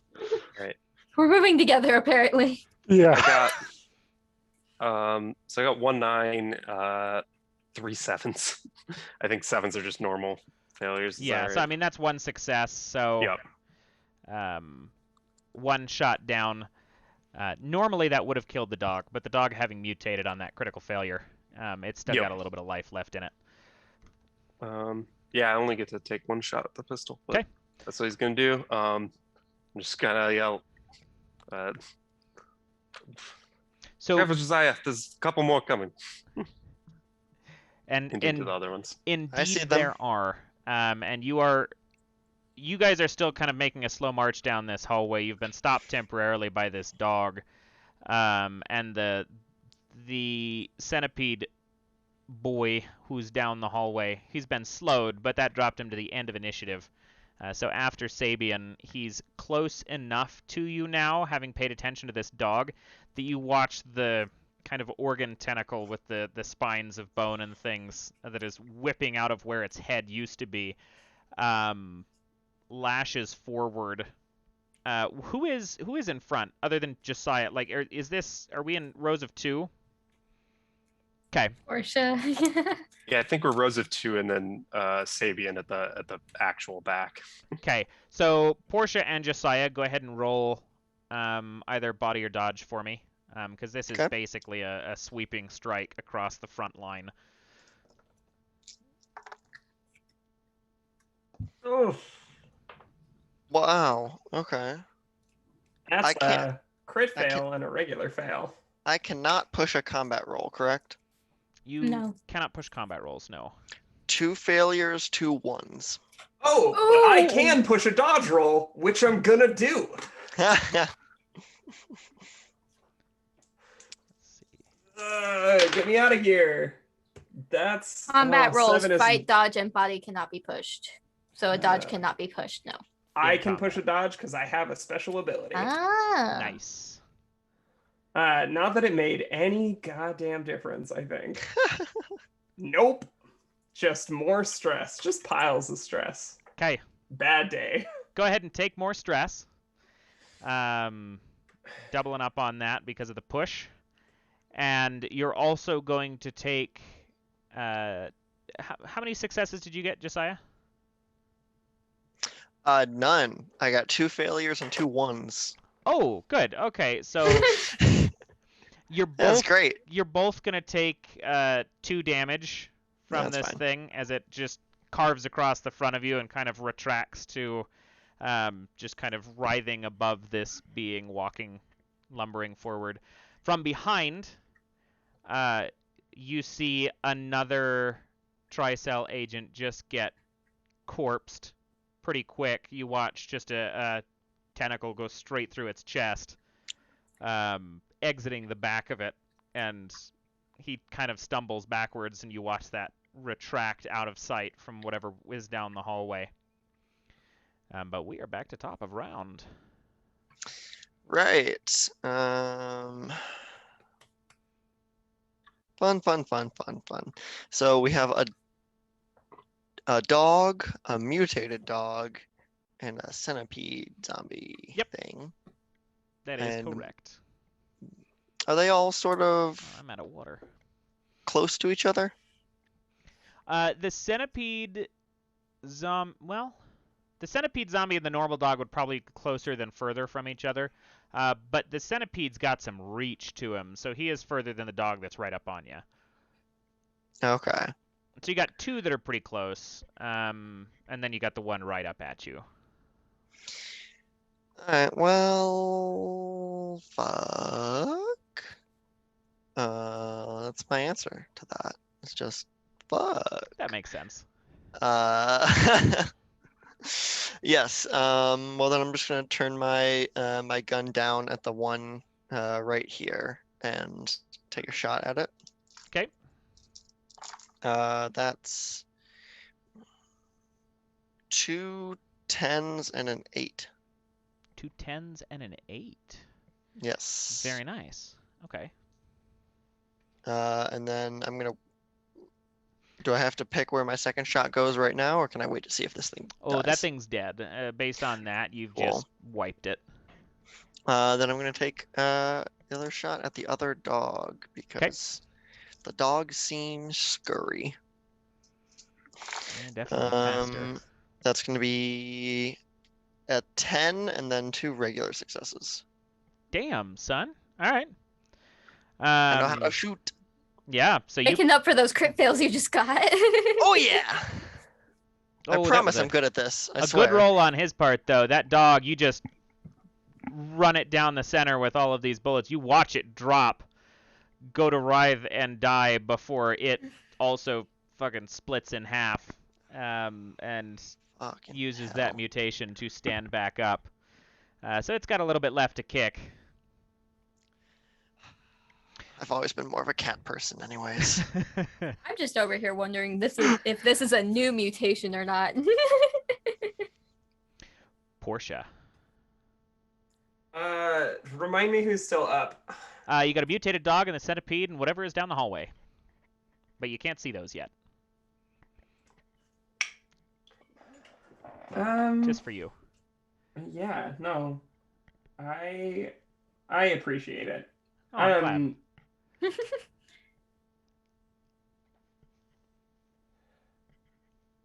I would like to, I think, pull out my scalpel and stab this dog. You have a gun, from- don't you? I have a gun, but the like dog's at a the further dog's reach. right here. No, the dog that was No, right there the dog died. is further back now. The one that just mutated is Oh. the one back a ways. Never mind, then I will shoot because that makes more sense. Yeah, go ahead and take a shot at that guy. It's the same roll anyway. Yeah. I don't see anything explicit, but I might be missing it. Can people assist? Can we like collaborate to shoot things? There's nothing saying that you can't. That's what I'm seeing. I is, would like, be hard- We can collaborate. The person will take stress if they do it, but like, there's nothing saying you can't collaborate in a combat role. Okay, explain to me how that would make sense. I'm not opposed. I'm curious to know what you're thinking. Coordinated fire, like because we've seen these things dodge side to side. I'm just saying, like, So just I turn to Davis or like whoever I see has a gun, and I'm like, fuck, the dog. so just firing line it. Yeah. Okay. Working as a squad. All right, I'm about it. Yeah, let me see. Where are you seeing that assist? The normal assist. functionality. Collaboration is on page 3 at the bottom. Player or the employee handbook? Yes. Okay. I remember we collaborated on a roll to fix something last Yeah, session. it was used to fix. Got it. Yep. The power. Okay. So yeah, go ahead and whoever is going to assist in this, provide your combat numbers to Portia. It'd be 2. Okay. She's not happy about it, but Hey. it's between us and the elevator. Are you gonna allow multiple people or just? I'm just going to take the one for that. Okay, that's fair. Okay. I thought I'd ask. Yeah, If somebody no, has a fair. higher roll, take it, please. Oh. I think Josiah's would- Josiah's already rolled, so I feel like anybody after Portia would make the most sense. Yeah. I am going to say, based on initiatives and because it's fun for the narrative to have Dr. Davis giving supporting fire to Portia. I really liked that back. Yeah, and Very forth you guys not just happy had. about it. Yep. It's that situation of like we've faced death before and have each other's backs in this awful way.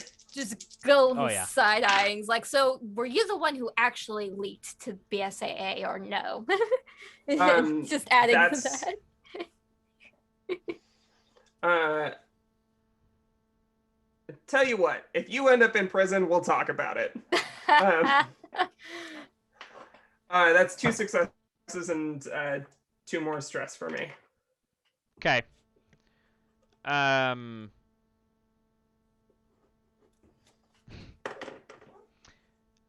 So a shot does find purchase. The other ones, it is either not finding purchase or regenerating from them, but you're having a hard time making any real impact. So a little bit of damage taken. Some of that resisted. But it's getting somewhere. Okay. That will bring us on to Ashcroft and Davis. So Ashcroft, what you up to? Okay.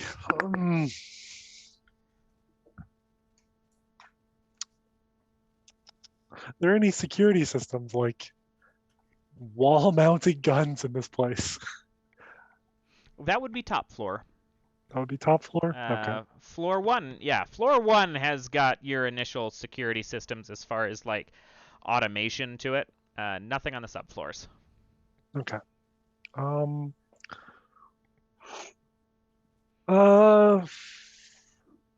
Well, in that case, shit, I don't actually have much I can do.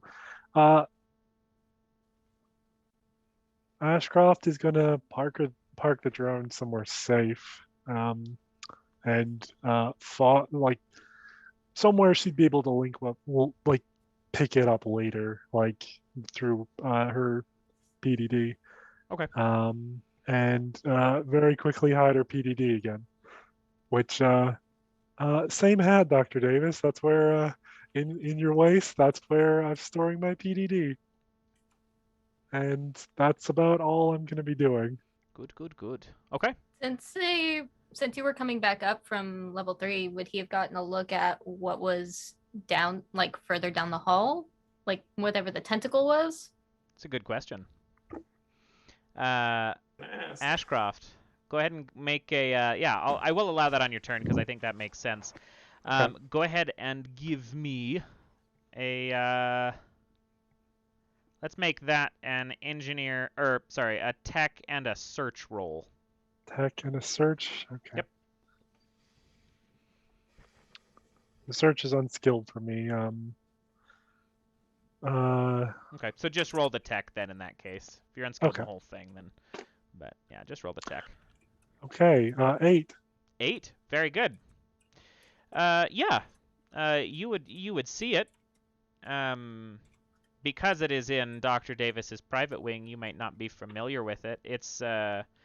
It actually was not present in the last facility, and it's not something that was being actively researched here. Or it was being actively researched here, but it was not something that Davis had access to until she got here. But they are colloquially known as liquors.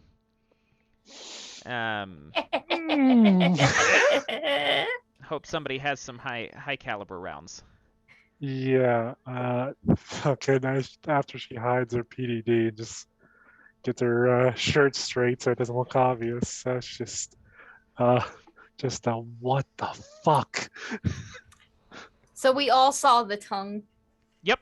At the back. So are you gonna make me roll to notice it, or is that just something that I can like? Okay, I know what this is if I'm not dealing with it. Yeah, I mean it's your facility. It's your research, so I'll give you the knowledge This is on my that one. lab, Yeah. bitch.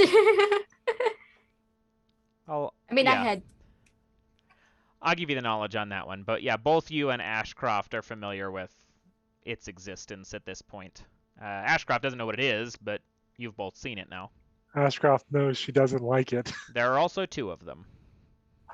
Oh! There was a pair.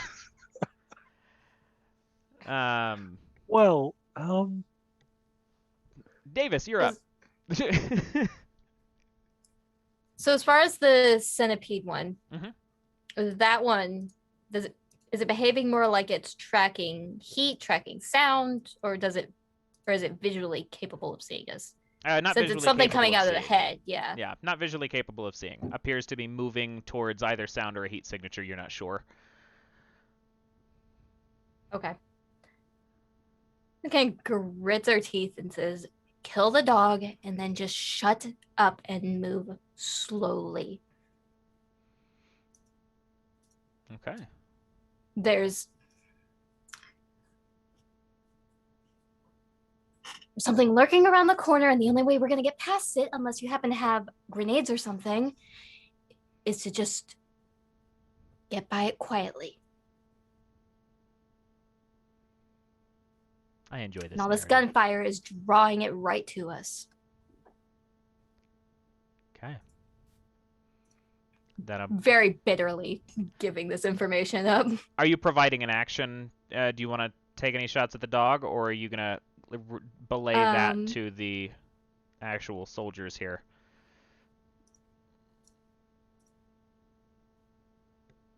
I'm going to relay that to the actual soldiers. Since I helped Portia with the firing line, would you have ended up counting that as my action since I would have shot with her? You know what? Yeah, I think that makes sense to pull the action there. Got it. Okay. That'll bring us on to the dog itself, who, having readied itself and is moving forward, is going to lash out. It just kind of spreads itself open, Venus flytrap-wise, and all of the tendrils inside of it that it has are going to flail out again towards the front line. So Portia, Josiah, go ahead and make a dodge or a body for me.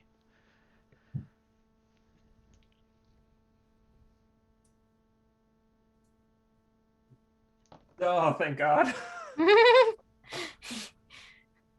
We can see you holding your breath, like. An 8 and a 1 over here. Okay. Josiah.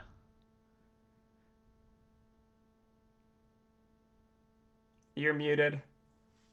Well, that would explain it.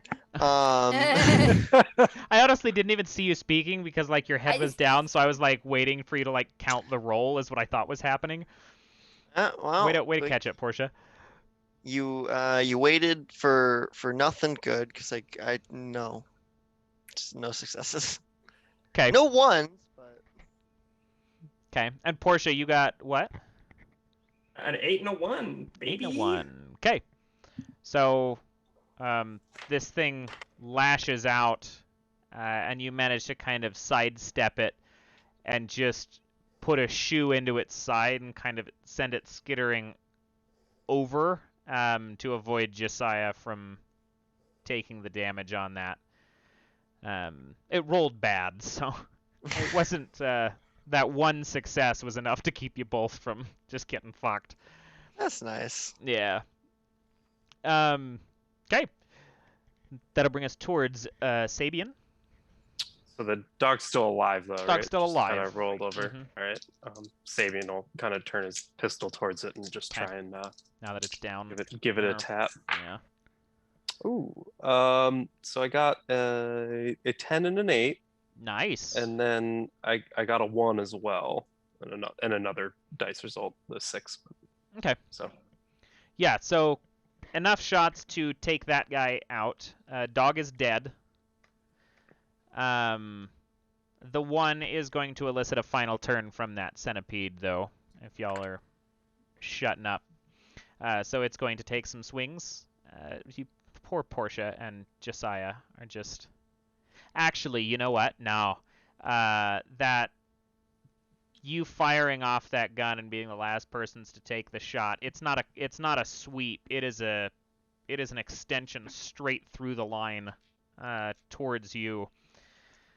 Go ahead and give me a body or dodge. give me a body. Oof. Yeah. Okay. So that's a 1 and 2 failures. So. Okay. So you rolled a 1 and then 2 failures. 3 stress. Give me a burnout. 3 stress puts me at. Yeah, that's a burnout too. I rolled up 1 on 6. Okay. Now it might actually not be bad yet because I had very low stress and just rolled a 1 on that stress roll. So you add the 2 together, is that right? Yep. So close. That's it's a 7, so that's -1 on all rolls for a D10 minute. Okay. Which is 9 minutes.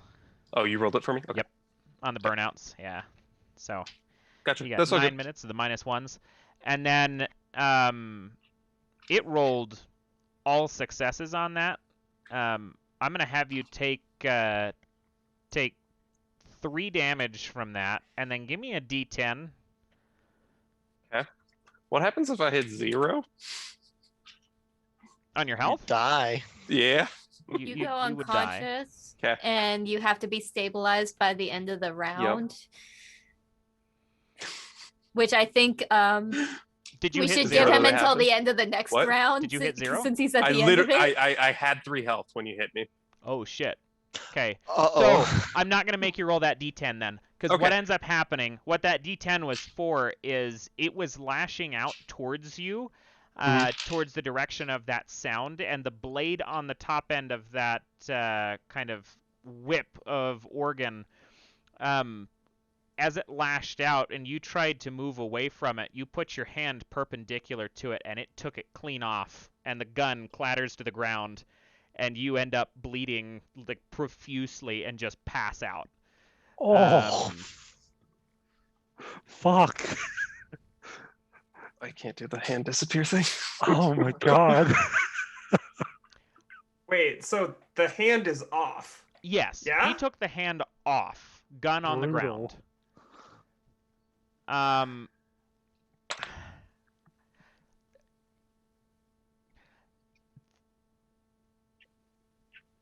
Well, You're Um, dead. I would like to, as quietly as Um. possible, take out my own drone, Uh-huh. use like a little bit of like glue or something to put the hand on it, fly it down the hall, and run it into a bunch of walls away from us. Okay. Yeah, according to the rules, if you're not stabilized by end of round, you dead. I feel Okay. like That thing Somebody he's- can take care of that, since right? he's the last person at the end of the round, I feel like he should have the next round. I Okay. feel Yeah. like that's arguable. All right. Yeah. That's what I was going to ask, because I'm like, by that definition, you would be dead. Because that feels fucking harsh. Yeah, because it would be, it should be like one, like, because I To the see that a lot in the next- system. To It the should be same like, spot on the next round. Is yeah, that- one full Yeah. round, like, which would be like the end of, like, if the round started with you, you would be the end of the round. Like, Mhm. oh man. Well, so I think more than that, I would even mediate it as as if there is somebody else who can go in the round, they have to make that move. But if you're the last player character in that round, we'll give you another row, another round through. Because like, Yeah. according to the rules there on end of round, the only real exception would be for like end of round player. So yeah, I'll give you this next round to be stabilized, but you are still missing a hand. Portia feels is prescient the word? Like feeling like I can predict the fucking future. I'm not gonna die. Like I said, we have competent hands and now hand.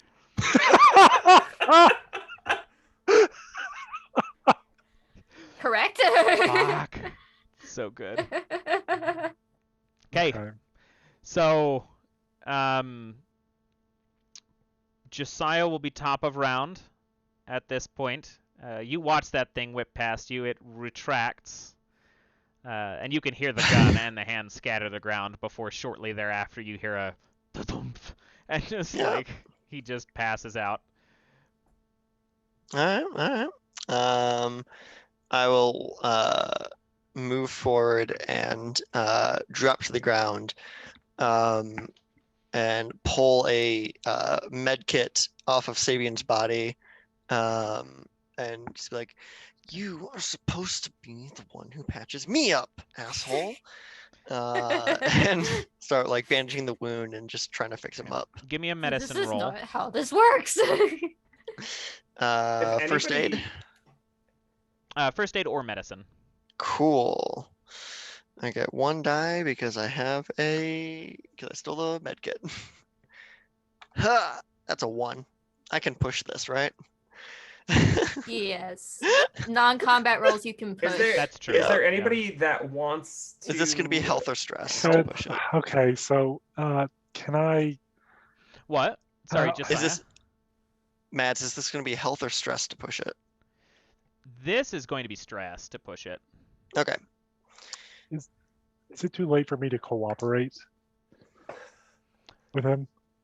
Yes, because you have not declared your hands unbound yet. Oh, You're not fuck, first aiding you're right. him without unbound hands. You're right. I can't even help if I wanted to.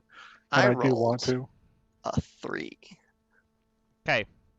So take the stress on that critical then. Roll for burnout, as the only person you really trust out of this group is dying Yep. on the floor. That is a 4, which is under my 7 stress.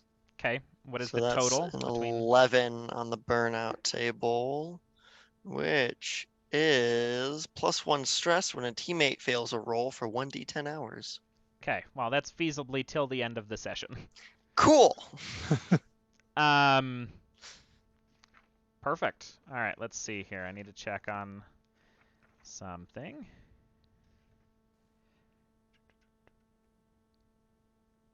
Okay. Yeah. So, a dead use of the first aid kit. It just you're using as much as you can. It just doesn't seem to be helping because of the amount of blood that is leaving him. You're gonna need somebody else to attempt it with more supplies. Sweet. I have Alright. plenty of supplies on me, to be clear. That is fair. Portia, you're up. We're sending a hand buffet going the other direction. Okay. So, little buzzing drone heading. Just to be clear, then, because there is a T in the hallway ahead of you, not the direction you're traveling, the other way. Yeah, Okay. 100%. Well, the reason I ask is because it will actually cause, you're going to have things pass you then, is the idea. But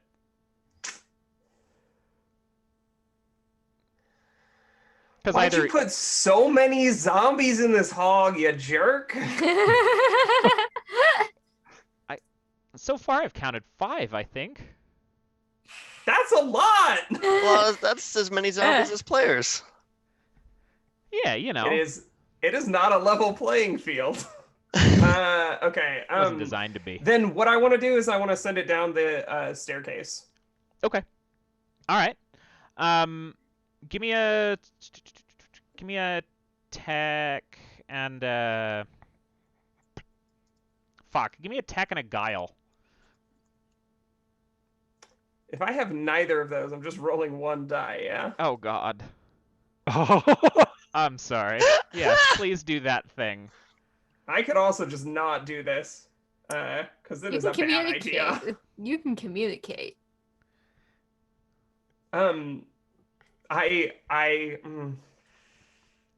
Your call if you want to do it. But I that's the can't rule. communicate because the thing's gonna hear us and attack us again.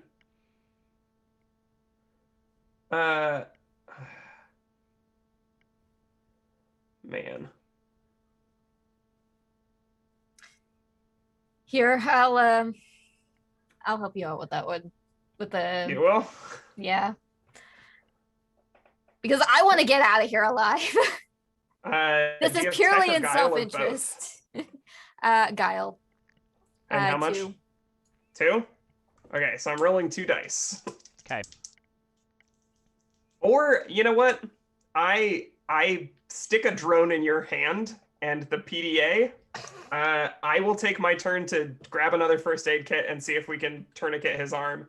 Because I Okay. do have first aid as well. All right. Fair enough. So you defer your dead friend's passing gift to you to the person you hate in order to help assist the person you've never met. I love this.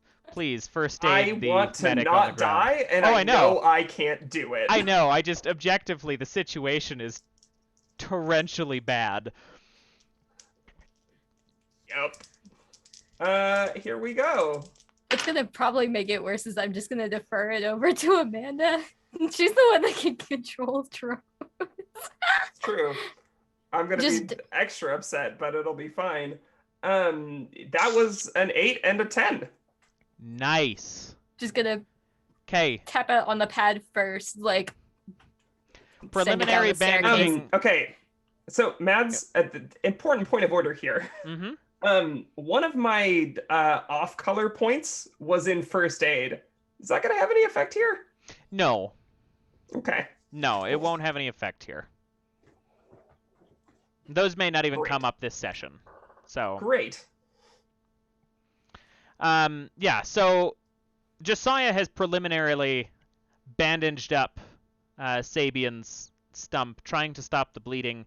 But in his panic, it does not occur to him that you should stop the bleeding at the artery and not just try to keep it sponged up. So you manage to take the little bit of extra time to tourniquet it to keep that from, and actually stabilize him that way, and then pad the stump a little bit further, get him woken up. Yeah.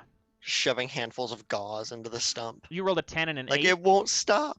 10 and an 8, yeah. Okay, so it's another first aid kit down, Sabian. So you're missing 2, but you've got 3 health back. And you are alive. Question. Does my all first aid kit and pill effects are double to count on other people using my first aid kits? No. Okay. Nope. Fair. You would have to administer Fair. that. It's a good try. I just thought I'd ask. Yep. Is it that it's good, or is it that I'm good? That's the question. It is. It is that you are good. Okay. They did their best. I did great. Come you did on. good. No, You did I'm not freaking amazing. You amazing. did good. All right. So that'll bring us on to Ashcroft. All right. So So I tapped out on the PDA, just send the drone down the stairs, get them away from where we are, so we have a clear shot to the elevator, and handed that over to Ashcroft. Oh yeah, because you guys have the same initiative, so that works. Yeah, like yeah. here. So would I be able? Wait, no, I've already done this with my hands in cuffs, so I don't need to uncuff myself. Correct. I don't need to Yep. reveal that I can do that yet. Correct. But Amanda says, yes, Dr. Davis. Nah. Nope. Say nothing. Oh, say nothing. Oh, right, no. right. Never mind. She would. That was me slipping. Amanda would. You're good. Yeah. So what is it that I need to roll here? It would be a tech and a guile. Okay. So how does pushing rolls work? So in this case, you would take extra stress to add dice. So, but for if you push the roll, any stress you incurred is doubled. Okay. So if you fail.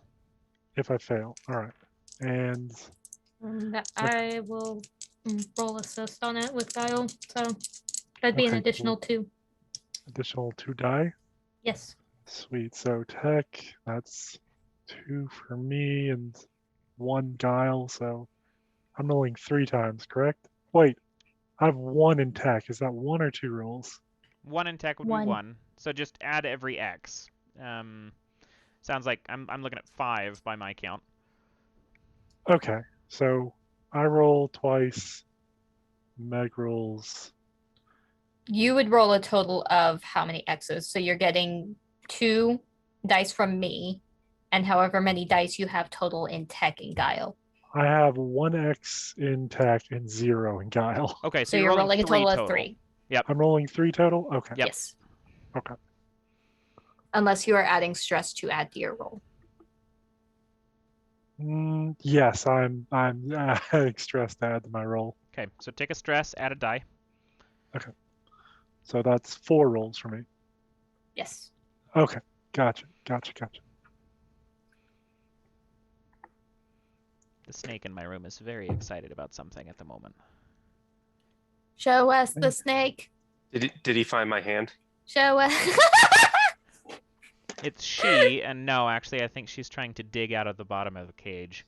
So in total, I rolled a 10, a 7, and then a 3 and a 4. Okay. Okay. So Critical success and 2 failures. yeah, that would be.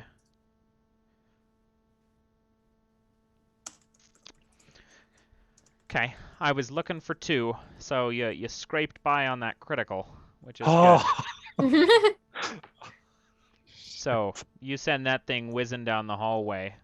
I'm gonna. Okay.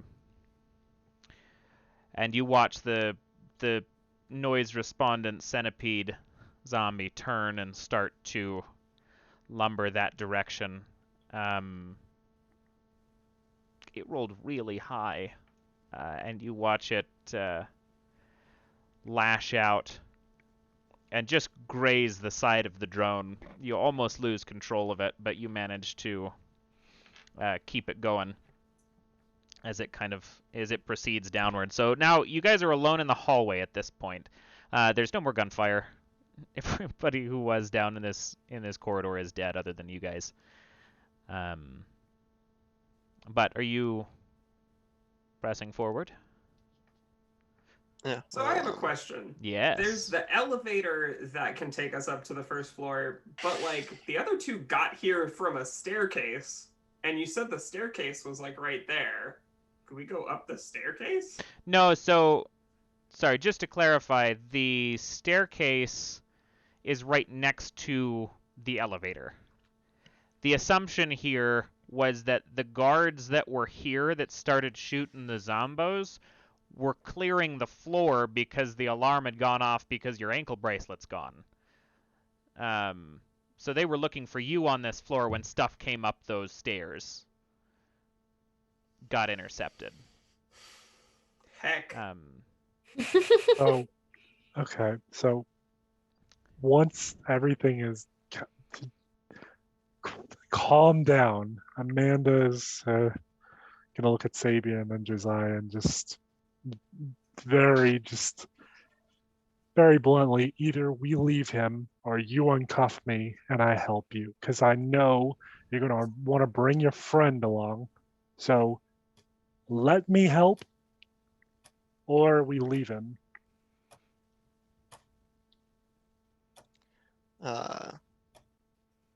Silently take out a knife and And Amanda just looks at Dr. Davis and then to Sabian, and Amanda's not very strong, but she's, trying to lift, trying to pull Sabian up, like has one of his arms slung over her shoulder. As a clarification too, Sabian's pistol is still on the ground as well, so I don't know if you want to grab that. Oh yeah, if you want Sabian shooting with his offhand, whatever you guys choose. Am I awake? No. With Yeah, that you're one? awake. You're awake at this Okay. point. Yeah. Yeah, that's gonna go back to Sabian, I think. I can get up then. Well, Davis- I mean, helping you up, but yeah. Yeah. Davis is gonna hold her hands up, just kind of raise an eyebrow at Josiah while he's got the knife out, like just Beautiful. nods. Look down at Davis's gun and up to her face and just pat mine. She's gonna shake her head. And actually, since if it sounds like there's no movement further up, she's gonna start quietly kind of going down the hallway.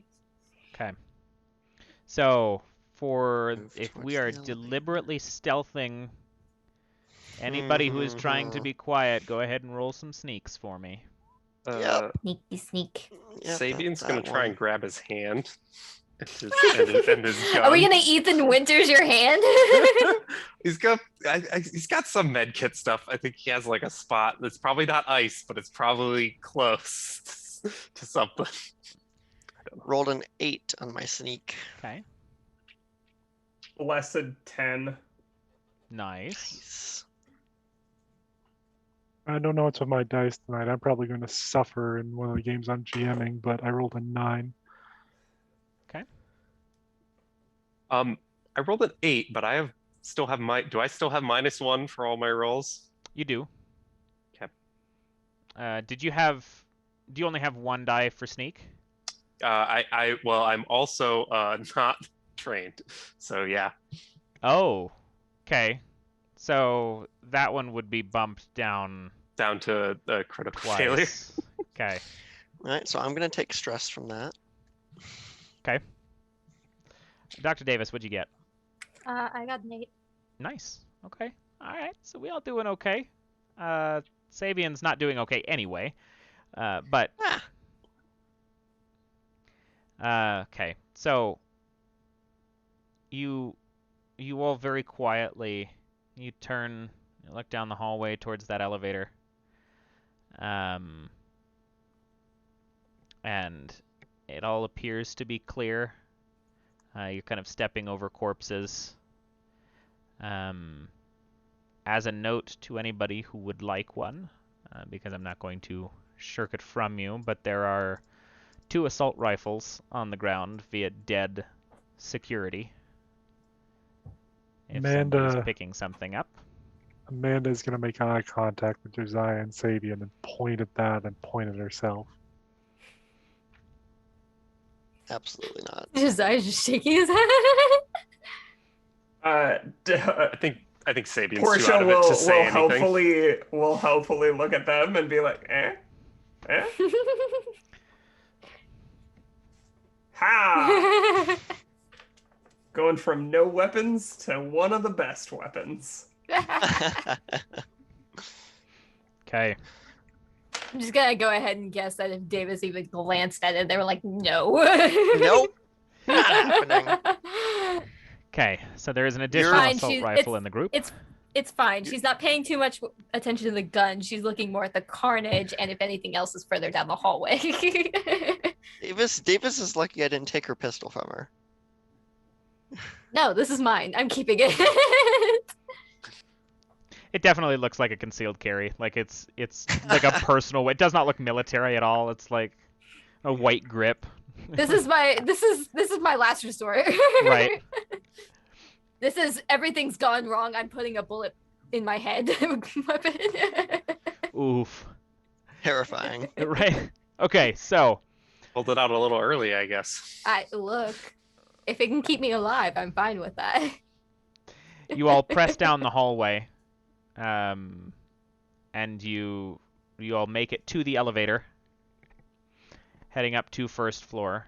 You can go up the stairs if you would like, but you know that's where things are filtering from, so that's up to you. The doors are basically torn off the hinges for the stairs, so you can see the stairwell, or you have the elevator next to you. Both are like kitty corner to each other in this hallway. Now, I get an ETA on when the transport's supposed to show up. I imagine I have like a watch that's got like my personal transponder on it. Kind of like her ankle monitor, but also a silent countdown. Yeah, it's not. You're looking at 10 minutes ish.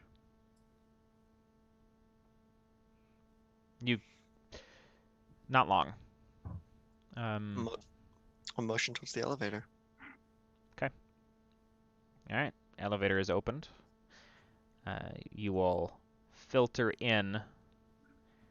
And Sabian hits the edge of the elevator, like the lip, as he kind of stumbles, and you can hear that kind of clatter, and he goes to brace himself with the hand that doesn't exist, and phantom limbs his hand and just puts that stump right into the wall, letting out a pretty uncomfortable cry, just pain-wise. As so that's where that failure for the stealth comes in. As the elevator closes behind you. Close. Just slamming the close button. We gotta go now. Okay. That slams shut. And as you all are heading to the first floor, which this is similar or close enough. You guys know how to get to the rooftop entrance from here, but close enough that you're pretty confident you're doing all right at this point. Now, as you guys are going up this elevator, it starts to slow, and right as you get to the spot and these doors open,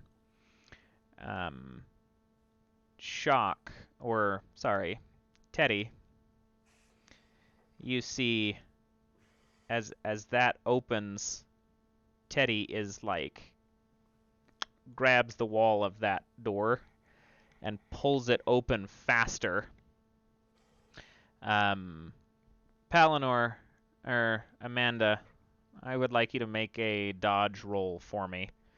Okay. Uh-oh. Please, dear God.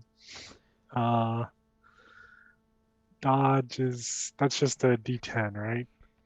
Yeah, I mean whatever your dodge is. Do you have I any don't have points in anything. I do not have anything in dodge. Oh God. Okay. So take one tier lower in result. Okay. Please, can I continue rolling good? A 9. Oh God. Okay. So he rolls 2 dice for that, and he got a success and then a crit success. Oh, fuck. So it alleviated a little bit, but he reaches through the group of you, grabs it almost seems arbitrary, like there's no specific reason that he ran for you, but just reaches his hand, lunges it through the elevator before he can really get a full sight as it's opening up, grabs Amanda, and as he pulls you through the space, because this elevator door is still opening, there is not enough space for you to fit through it. So it hits and dislocates your shoulder as he throws you out of the elevator. You're going to take 4 damage in total from that as you go skidding down the hallway on your back, unable to use your left arm right now. Luckily, your hands weren't bound together, because that would have probably been worse impact-wise. Yeah, but good lord. And he's actually turning to pursue. So he throws you out of the space behind him, and then is turning around to follow where you landed. Okay. So 4 of you are not being accosted right now, but one of you is absolutely going to die, and y'all have a choice to make. Or might die. Do we get like an awareness roll, or can we just do something? Oh, you saw it. Like you all Okay. have next action on this. Like however you guys want to respond to it. I'm just saying, like, you guys are not being directly attacked. Like he grabbed one of you, and I rolled at random, so I apologize, Yeah. Ashcroft, but grabbed one of you, yanked you out of the thing, and then is pursuing you currently. The other 4, you have the option to run or stop. Sabian's gonna. Are you going? All right, Sabian's gonna kind of turn off his tranquilizer rifle off his back and kind of now misarmed, put it over his stump arm and try and scope down this guy and shoot him. Okay. Before so he you're trying does to that, go. can I like reach out and put a hand on your shoulder and just say, "She's not the mission." Ooh. God damn. I thought I was going to be the heartless one here. Portia, I don't know if I can make eye contact with Amanda, but like I flip her the bird and I punch the close button. I mean, this is the first This is floor. the You're floor not we you're need not to be going on. down the elevator. You're just going down the other hallway. All you have to do is walk off the other way. Oh. Wait, this isn't the roof yet. It's still on the first floor. We're on the There first are floor. only The stairs to the roof. The Okay, we have to elevator go on only the moves stairs. the main floors. Okay. So, does that still happen? All that happen? Yeah, all of Or that we need still to get happens. out? So because the elevator opens on the first floor. You now have the option. The direction Miss Ashcroft was thrown, you can go pursue or try to trank Teddy or whatever to get Ashcroft out, Or you go down the other hallway because you guys arrived through the roof. You know where that roof entrance is, and you just travel down those halls as quick as you can to get up to the top. And that's where we're at. Not worth it. Portia's already going. She knows where the roof is. I don't think that's going to keep him long enough for us to get out. And he's going to still try and take the shot. Okay. Go ahead and roll combat for me. Yep. Is he at a medium or long range at this point? As he's kind of run down the hallway, He I would assume? probably be medium, but no more than that. Okay. Oof. Nothing too bad. I rolled 4, 5, 6. But so it's all failures. Yeah. So I have a question. Do I get like a small straight bonus or something? Yahtzee. Is it Yahtzee? Yeah. So you said that there are actually security measures on this floor, right? Yes, there are. How are they accessible? Through the main like security room, I guess, like your security headquarters, the barracks location, more or less. And where is that in relation? And is it just mostly like mounted firearms, or what's with it?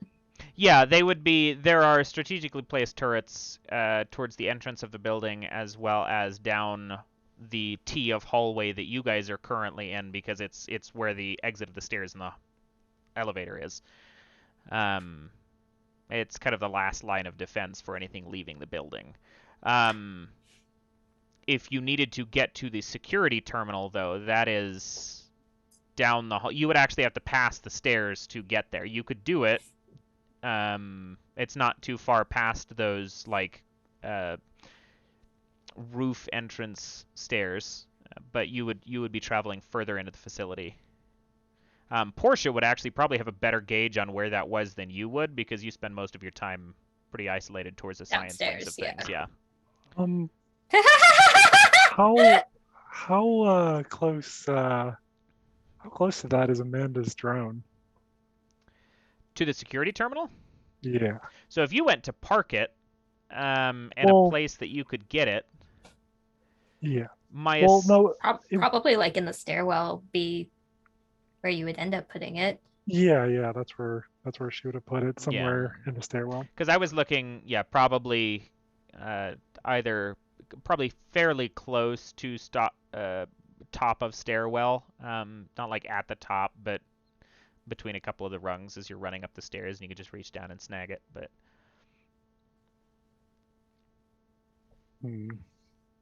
okay, well, shit. Would I be able to run and use the drone? You would have to go past Teddy. Oh, I'd have to go past. Well, yeah, Teddy is separating you from the party, and the party is at the elevator/stairs. Well, could I run like the other way, like the way he's trying to chase me, and use the drone to, or would I not be able to? Oh, okay. So just to confirm, then you're saying you want to run deeper into the facility while you're trying to control the drone behind you, doing its own thing. Yeah, because there's no way getting past Teddy. But since we have a floor with machine guns and I have a drone I can use for my PDD, then I could maybe defend myself. Okay. All right. So as you guys are making these decisions, Portia's just already heading towards the stairs. She doesn't give a shit. Ashcroft has gotten up and, clambered to their feet and begins running the opposite direction, pulling out her PDD for the sake of the drone, and you can hear the buzzing start up a little bit down, because the stairwell's right next to you guys. Go ahead and give me. I'm gonna say I need a tech and a. Give me a tech and a hack again. But however many dice you have to that, -1 from it, because you still do have a fucked up shoulder. Yeah. Okay. If you buy her time, she can get to security and activate the turrets. Sabian's kind of already taken the shot that missed and just resting on his unbalanced hand. It's just, it's never that good with my So- left. I'm gonna take I'm gonna push this roll. So that'll give me 1 additional dice to the 2 hacks I have. Okay. Plus the toolkit I have. Plus my tech roll, which will equal out to 5 rolls. Okay. Nice. Because good God, do I do I need this? Okay. All right. All right. So I've got a 3 and an 8 so far. 8, Okay. 2 successes. 5. Oh God. 10.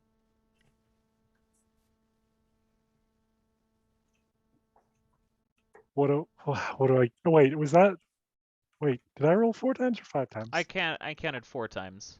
Okay, let me roll once more. Sorry, I thought I had a 2. Okay. Well, lucky for you, out of those 5, I was looking for 3. So, you Gucci. And you give hella chase. And as soon as you start picking up speed, now that whatever Teddy has become has picked a target, it is barreling towards you as quick as it can. But you are quick with your hands and manage to get that security drone, or that drone, just zipping towards a security terminal. And is the security terminal is open, like people have filed out of it. All the weapons racks are just empty, probably down on subfloor 1 and below. But there is the terminal that you can tap into there. And as you do, and you 4 watch turrets on either side of this long hallway drop from the ceiling. You can hear a couple in other portions of the facility drop down as well. Does that change your 4's answer, or are you still heading towards the stairwell? Or what are you guys doing? Portia, I assume you're still stairwelling. All these people. I am motioning for Dr. Davis and Sabian to move to the stairwell, and then I'll follow them, covering their exit. I think Okay. having missed his shot before the turrets even come online, I assume both of Amanda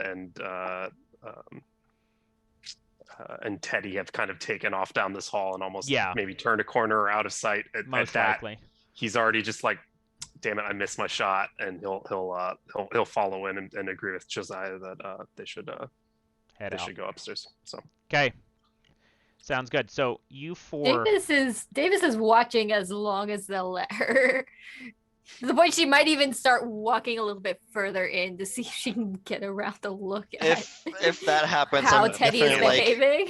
grabbing you like by the can't do arm it. and pulling. Pulling you away. Okay. Yeah. I can't put my arm on her shoulder. I only have one free hand.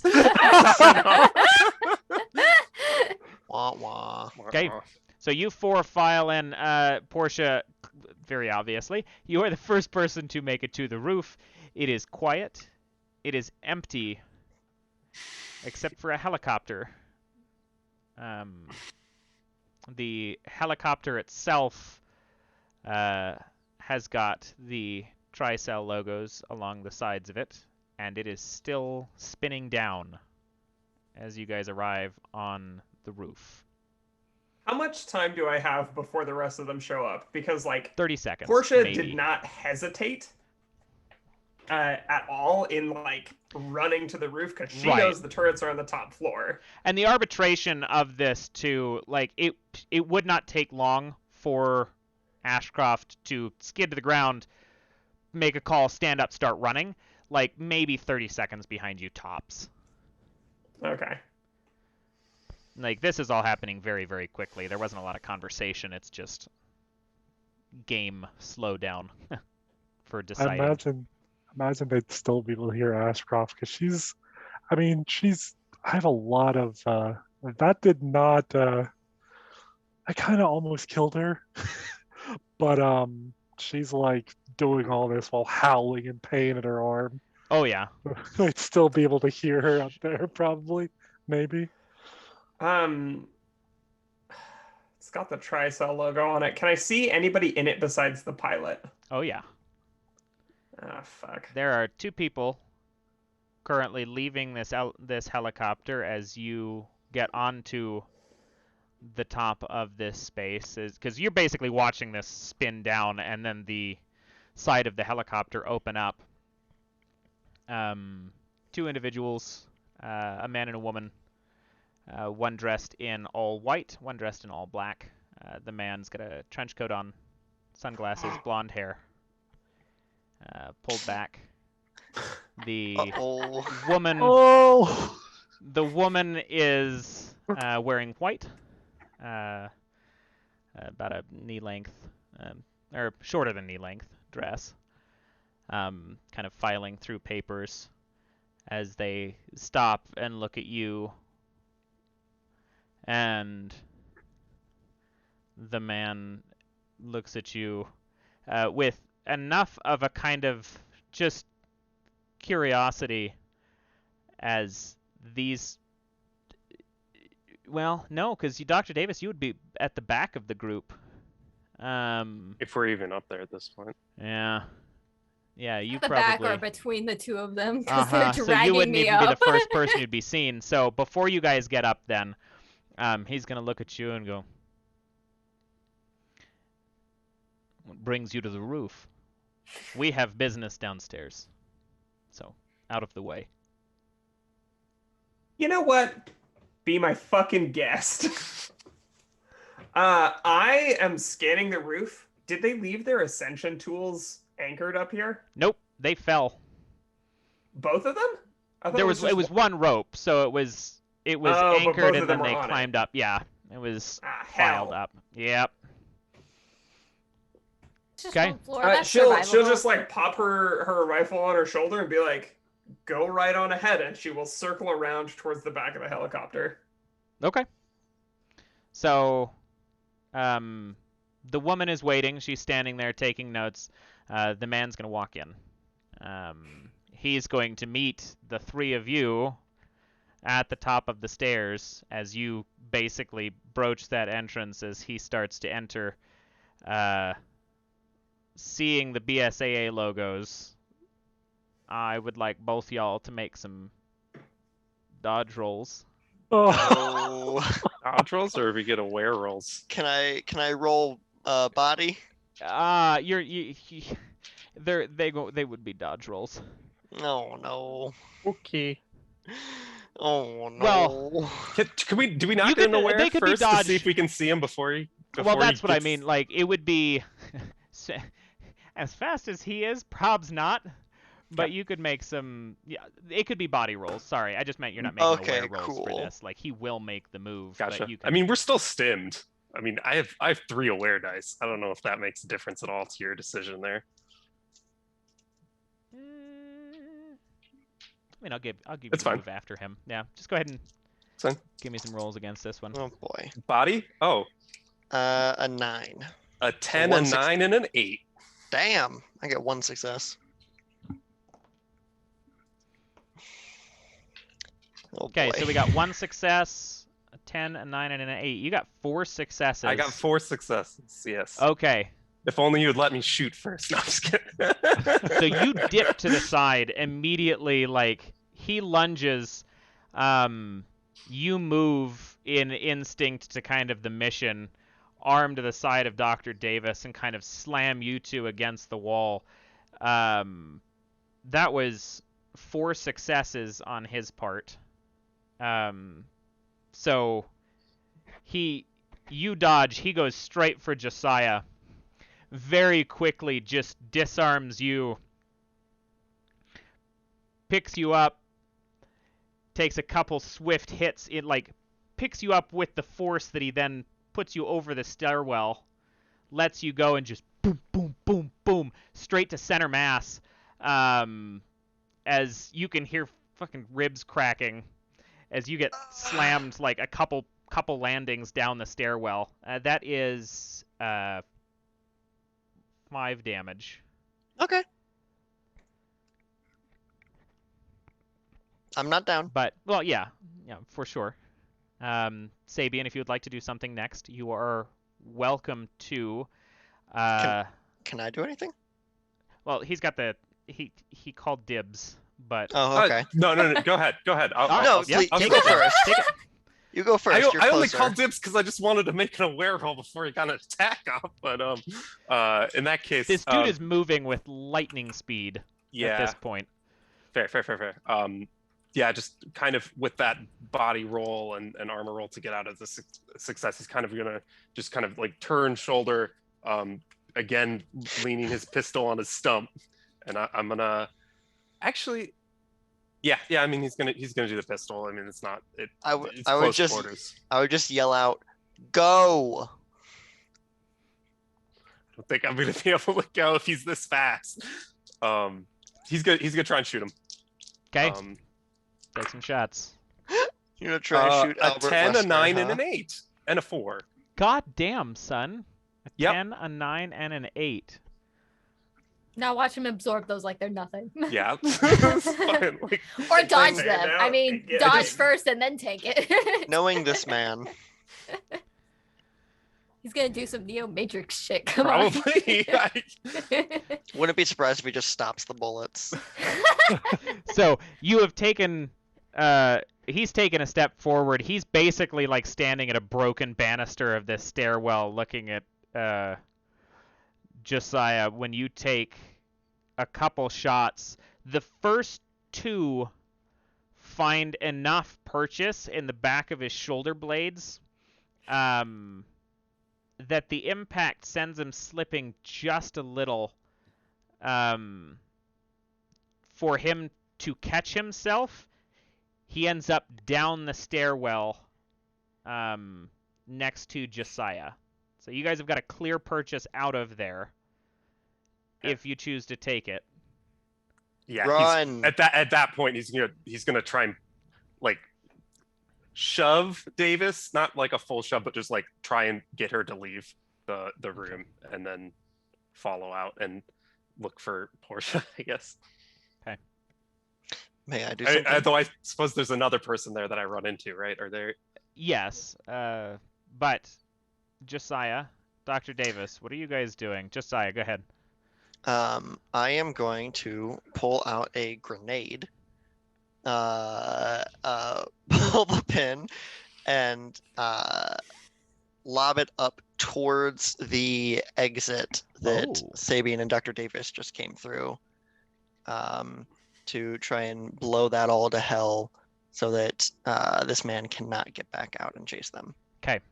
Before I narrate that and ask for the roll, Dr. Davis, are you doing anything?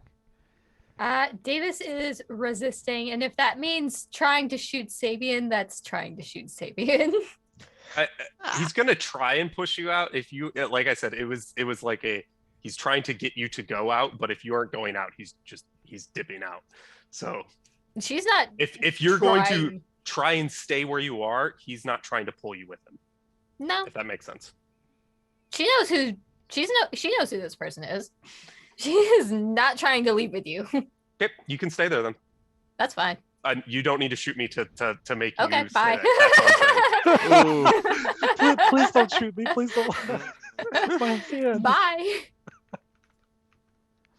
Well, if that's the case, if Davis isn't leaving, if that's the case, then instead just I would take the grenade, pull the pin, and just try and like shove it just into this dude's trench coat, Oof. Okay. and then get away if I can. Okay.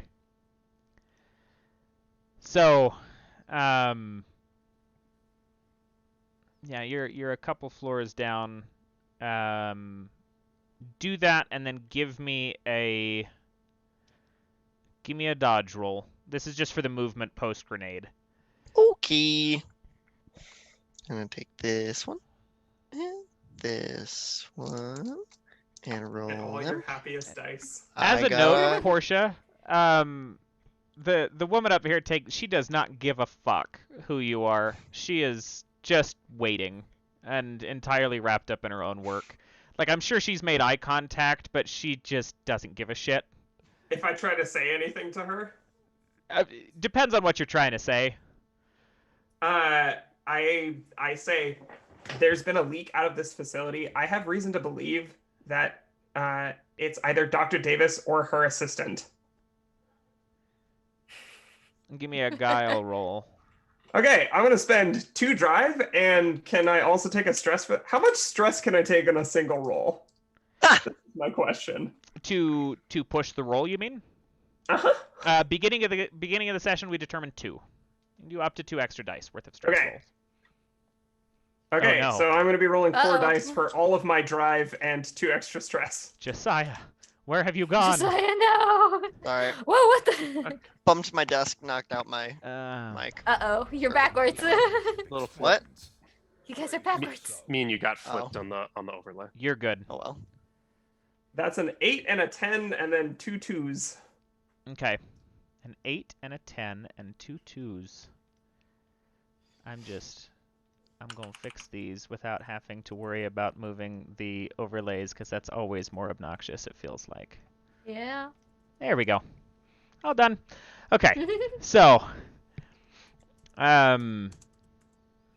she looks at you and she goes, "Really? And what proof do you have of this?"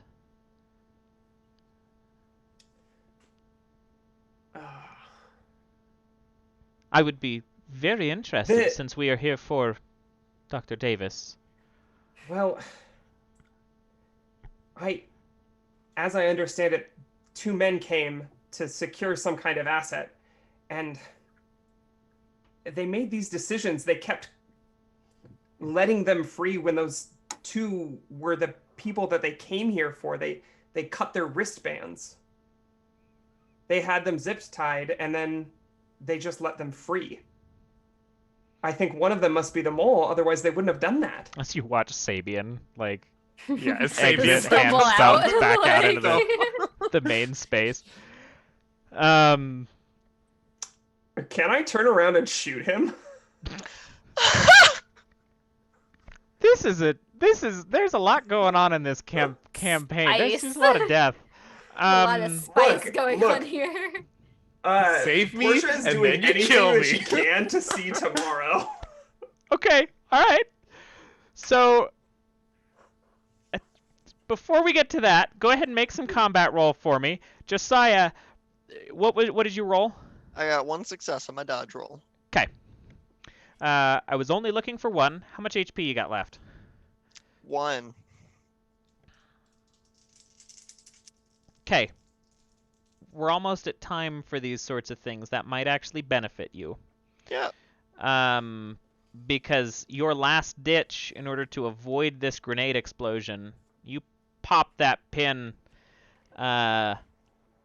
set it, you almost, to me, it's just like, you can just give it a light toss straight up in the air, and then you just roll under the stair, the pretty stair much. banister. You're going to fall about a half flight of stairs, which is enough to do you an additional point of damage. It will knock you unconscious. But I'm going to save that for a minute. And that grenade goes off. And Dr. Davis, you watch... well, I mean, we can call him what he is now. You watch Wesker fly backwards and impact the wall, and just kind of land on his knees. He has to go pick up his sunglasses, and he looks at you, and he goes... And he kind of looks down the stairwell. He can see you dead. He can also hear the machine guns now going off down the hallways, downstairs. And he looks at you, and he goes... Dr. Davis, the samples.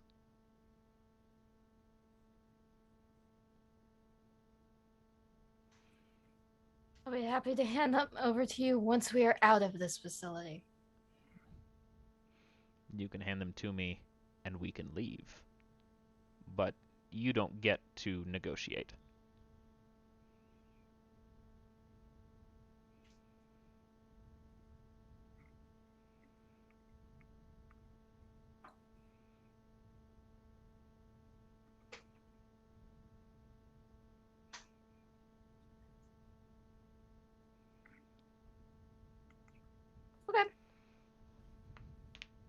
Boom.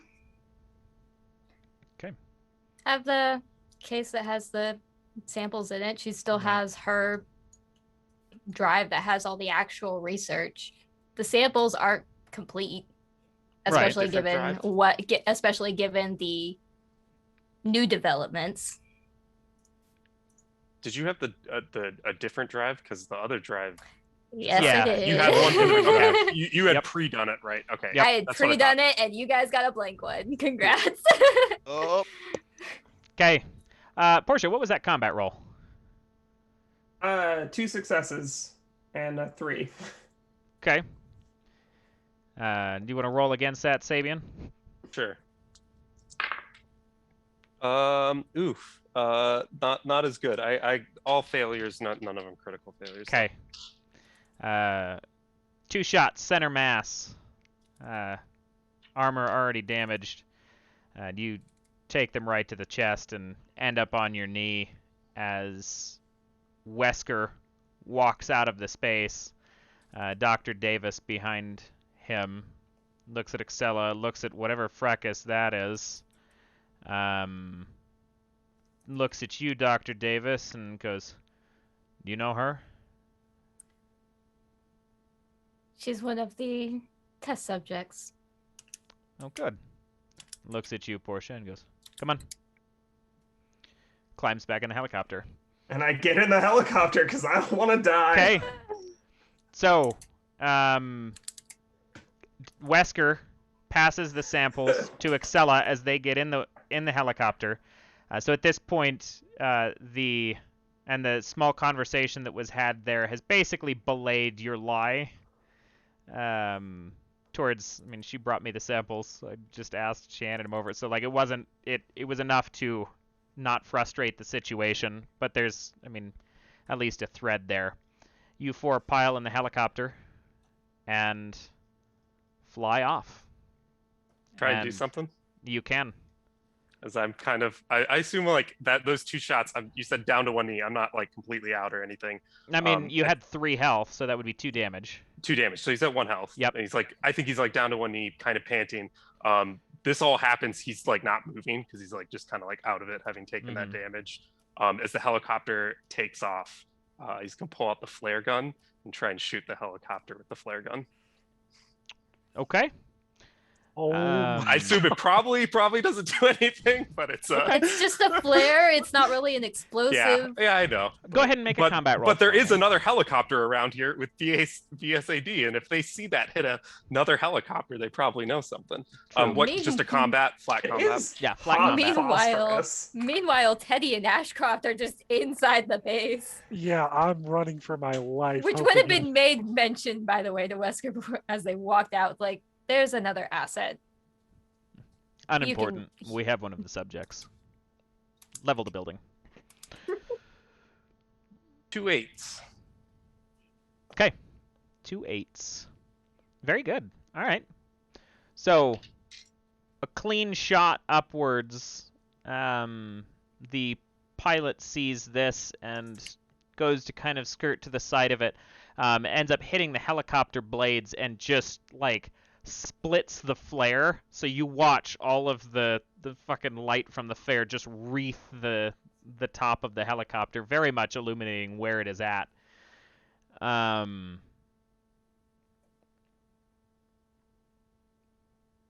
You know what? I like this. So, shortly following that,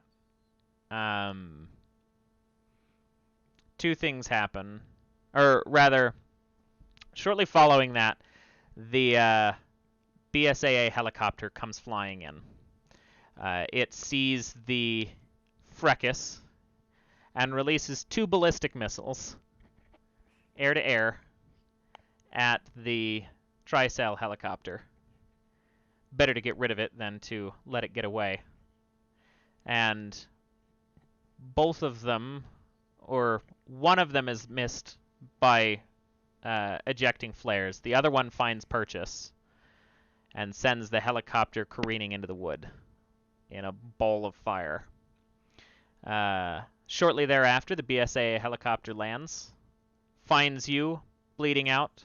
Yeah, I'm pass out after I Oh, do yeah. the shot, I think, and just like, fucking bastards. Finds Josiah, stabilizes the both of you, and flies you out. And that is where we are going to end this episode. You know, I made a character designed to not die, and then And you you almost introduced died. Albert Wesker. Yeah. And- Yeah. My- I made a character to help other people not die, and then I died. Lost my hand. Almost. You almost died. You survived. Did God. survive. Good thing there was an I engineer. got better. At Yes. least your fate is determined. I don't Then you know shot what's me. going on with Amanda. He Same? didn't kill you. Technically, Well. nobody has died yet. So, Join us Technically, no next one has month. died. We have no confirmation about anything. Yep.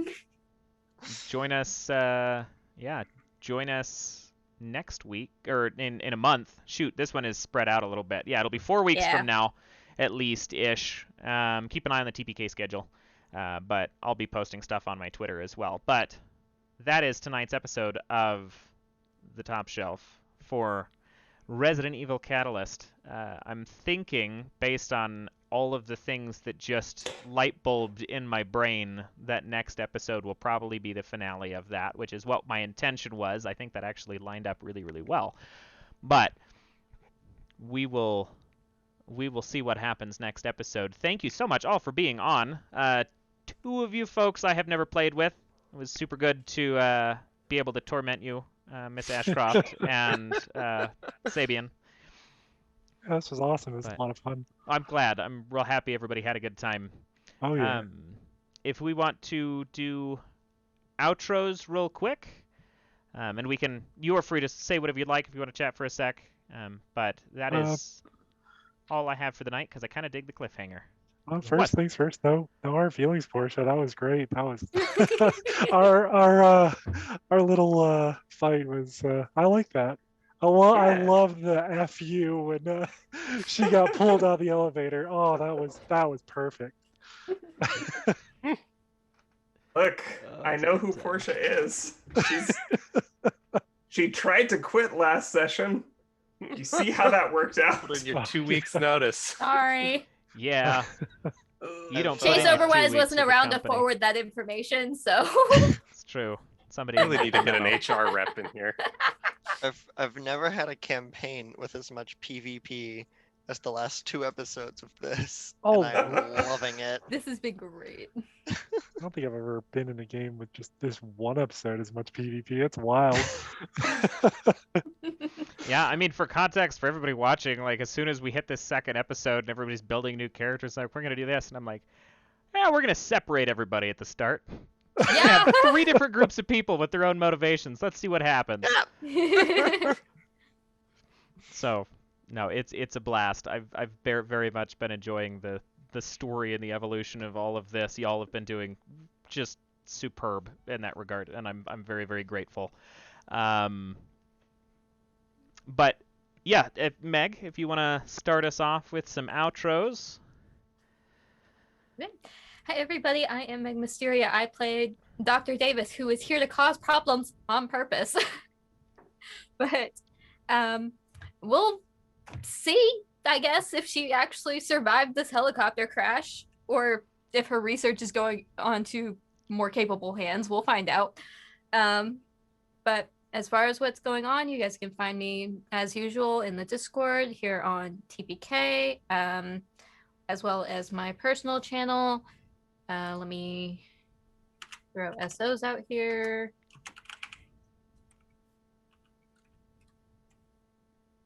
I am hanging out as the mod in the chat. You can find me on my personal Twitch. Likely on Monday, I'm going to try to stream some more Resident Evil 0. But tomorrow I will be over on Neon Lights Roleplay playing with Purple Phil, actually. We have our only war campaign tomorrow. Hell So I'll yeah. let him actually talk about that. But that is it for me, y'all. Let's move it right along to the man in question. Yeah, it is me. It's Purple. That's me. I played Sabian Mateo, the now one-handed combat medic. Hopefully he gets some good worksman's comp for that. We'll see. Yeah, and as Meg mentioned, tomorrow afternoon you can catch me over at Neon Lights with her on our Only War campaign. I may or may not, and Shockpoint will be there. I know he couldn't join for the Yeah. stream, but he'll be there, so you get to see him there. Yeah, we'll find out if my character is a secret gene stealer or not. Maybe, I don't know. Maybe we won't find out, but it's been put in question. So A gene stealer? I'm sorry, what? yeah. You're playing 40K?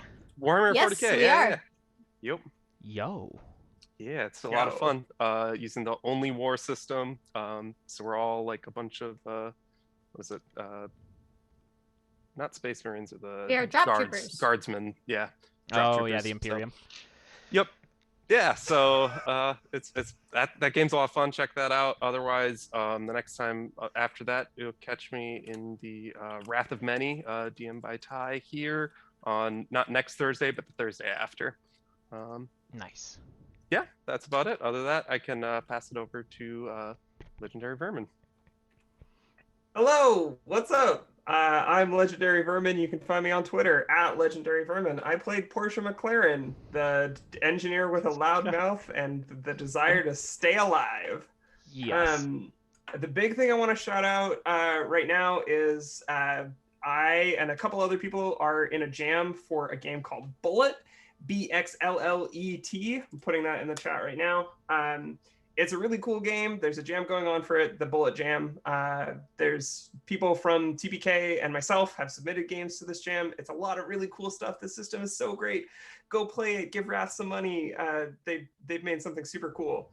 I will be back on this channel in July at the latest. I'm doing Violet Core on July 9th. I am doing a heist game on the 29th, and I will be presumably back here for this game on the 10th.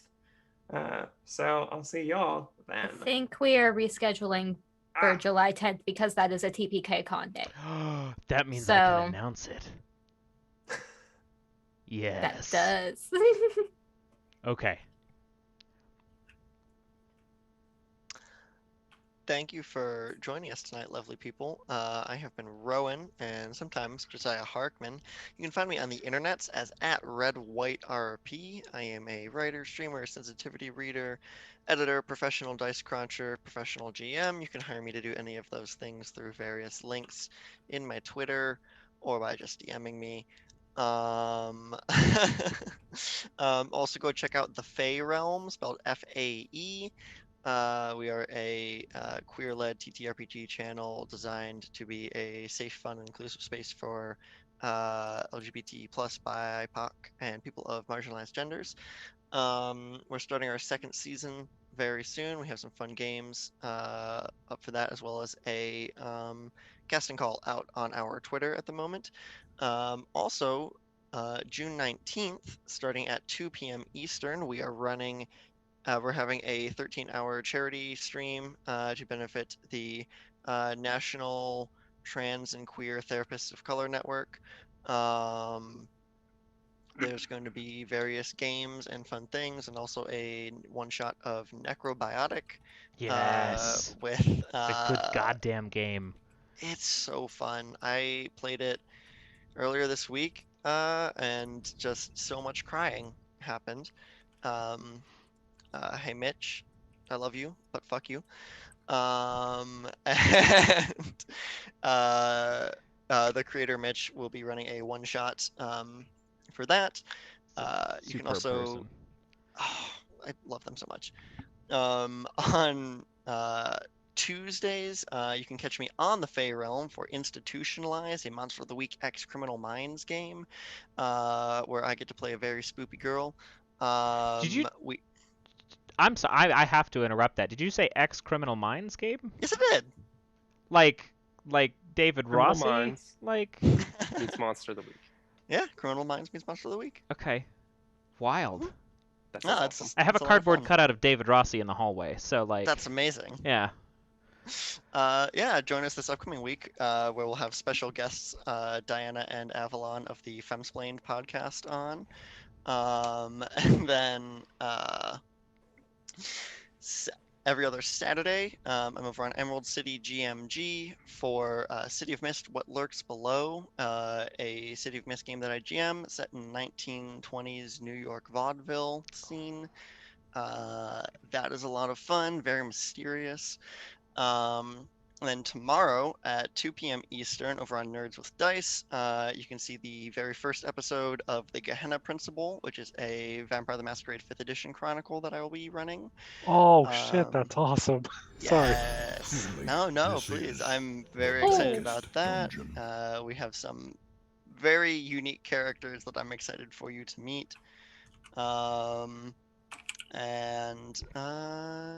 then after that at what time? 7 p.m. Eastern. I'll be over on Honey and Dice for Clockwork Vines, Alstremuria Alley, a botanical steampunk Call of Cthulhu game, where I get to play Sim Valentine, a very punchy himbo dad. You have just Amazing. listed off like 8 amazing sounding Yeah, I things in a row. 100% wish I I'm had your frickin' schedule. floored. Like, you delight me Oh every my time you're on the God. stream, and I'm like, God damn, I want to play in more stuff. That's so good. And starting 2 weeks from now, on June 25th, over on Weave the Tale, I'm GMing Dragon Age Nightingale's Crown, Ooh. a 6-episode Dragon Age miniseries. With lots of mystery and such, taking place in the middle of Inquisition. Are you taking casting calls? Because I need to romance Cullen. I just. you should have come to me like 3 weeks ago, man. Good. You're fine. I'm just making jokes. Or Cassandra, or any of the rest of them. That's such a good game. I love all of them. When I'm the GM, Cassandra is by, because yes, that's what she should be. I agree, honestly. Like, it makes more sense. Mm-hmm. Yeah, I think we do have the casting call over on the Fey Realm though, so swing by that if you want to hang out with us a bit. Might have to. Anyways, I think that's everything that I'm doing that I'm allowed to talk about right now. I think. Yeah. All right. Over... Palinor. Hello, hi, it is me, Palinor. You can find me at Palinor TTV. Unfortunately, I had to put TTV in front of my Twitter handle because someone else has Palinor. It's very frustrating. I've been using this name for 10 years and nobody else has had it, except when I go to Twitter. But that's where I stream as well on Twitch. Right now I'm streaming Near Automata. With Meg alongside me, making pretty accurate predictions about the plot. It's so scarily so, almost like she's Never cheating or seen this something. game. I've never seen this game. Yeah. But I would like to. I don't really have too much to announce that I'm doing. I would like to just say this is my first time on TPK. This was a lot of fun. It's really cool to be here and doing stuff in front of everybody. Apologies for I have a webcam. I'm just very funny about my appearance. I don't. Nah, you don't have to It worry makes about me it. uncomfortable. Ah. But yeah, thank you all for all of you, the players, DM. This was a lot of fun. Everybody hanging out with us. Yeah, this was fun. You're good. No, I very much appreciate having you and Purple and the rest of the cast on. I love all of you dearly. I always have such a good time with everybody. And speaking of faces, it is worth noting that the art for Amanda is official artwork for the engineer class for the company. The artwork itself was made by Alex Mitchell. You can find him at red_fathom on Twitter. Be sure to show him some love. Like, art deserves to be credited. You got to go check out his stuff because it's super cool. And if you have not seen the book, get the book. It's wonderful. I'll second the Bullet Jam. Bullet is phenomenal. It's super cool. What were you saying, Meg?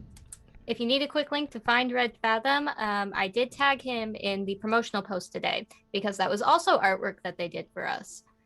So. Or Yeah. they didn't do it for us, but It looked like it was it's part, for us. It's in the books. It had a thing. It did. It looked like a specimen to me. It made sense. But... That's actually for, I believe that's part of the management manual, I think. Ooh. I'm trying Well, to... regardless, we throw a big thank you to Alex Mitchell and Logan Dean for that. Oh, yeah. Logan Dean's a superb person. You got to go watch episode 1 to see the author play in this. So, also, my name's Mads, your host. You can always find me here every other Saturday, as well as at Twitter, JK Madigan, on the Discord for TPK, TikTok. My Instagram's different, but you can always ask for it if you ever wanted it.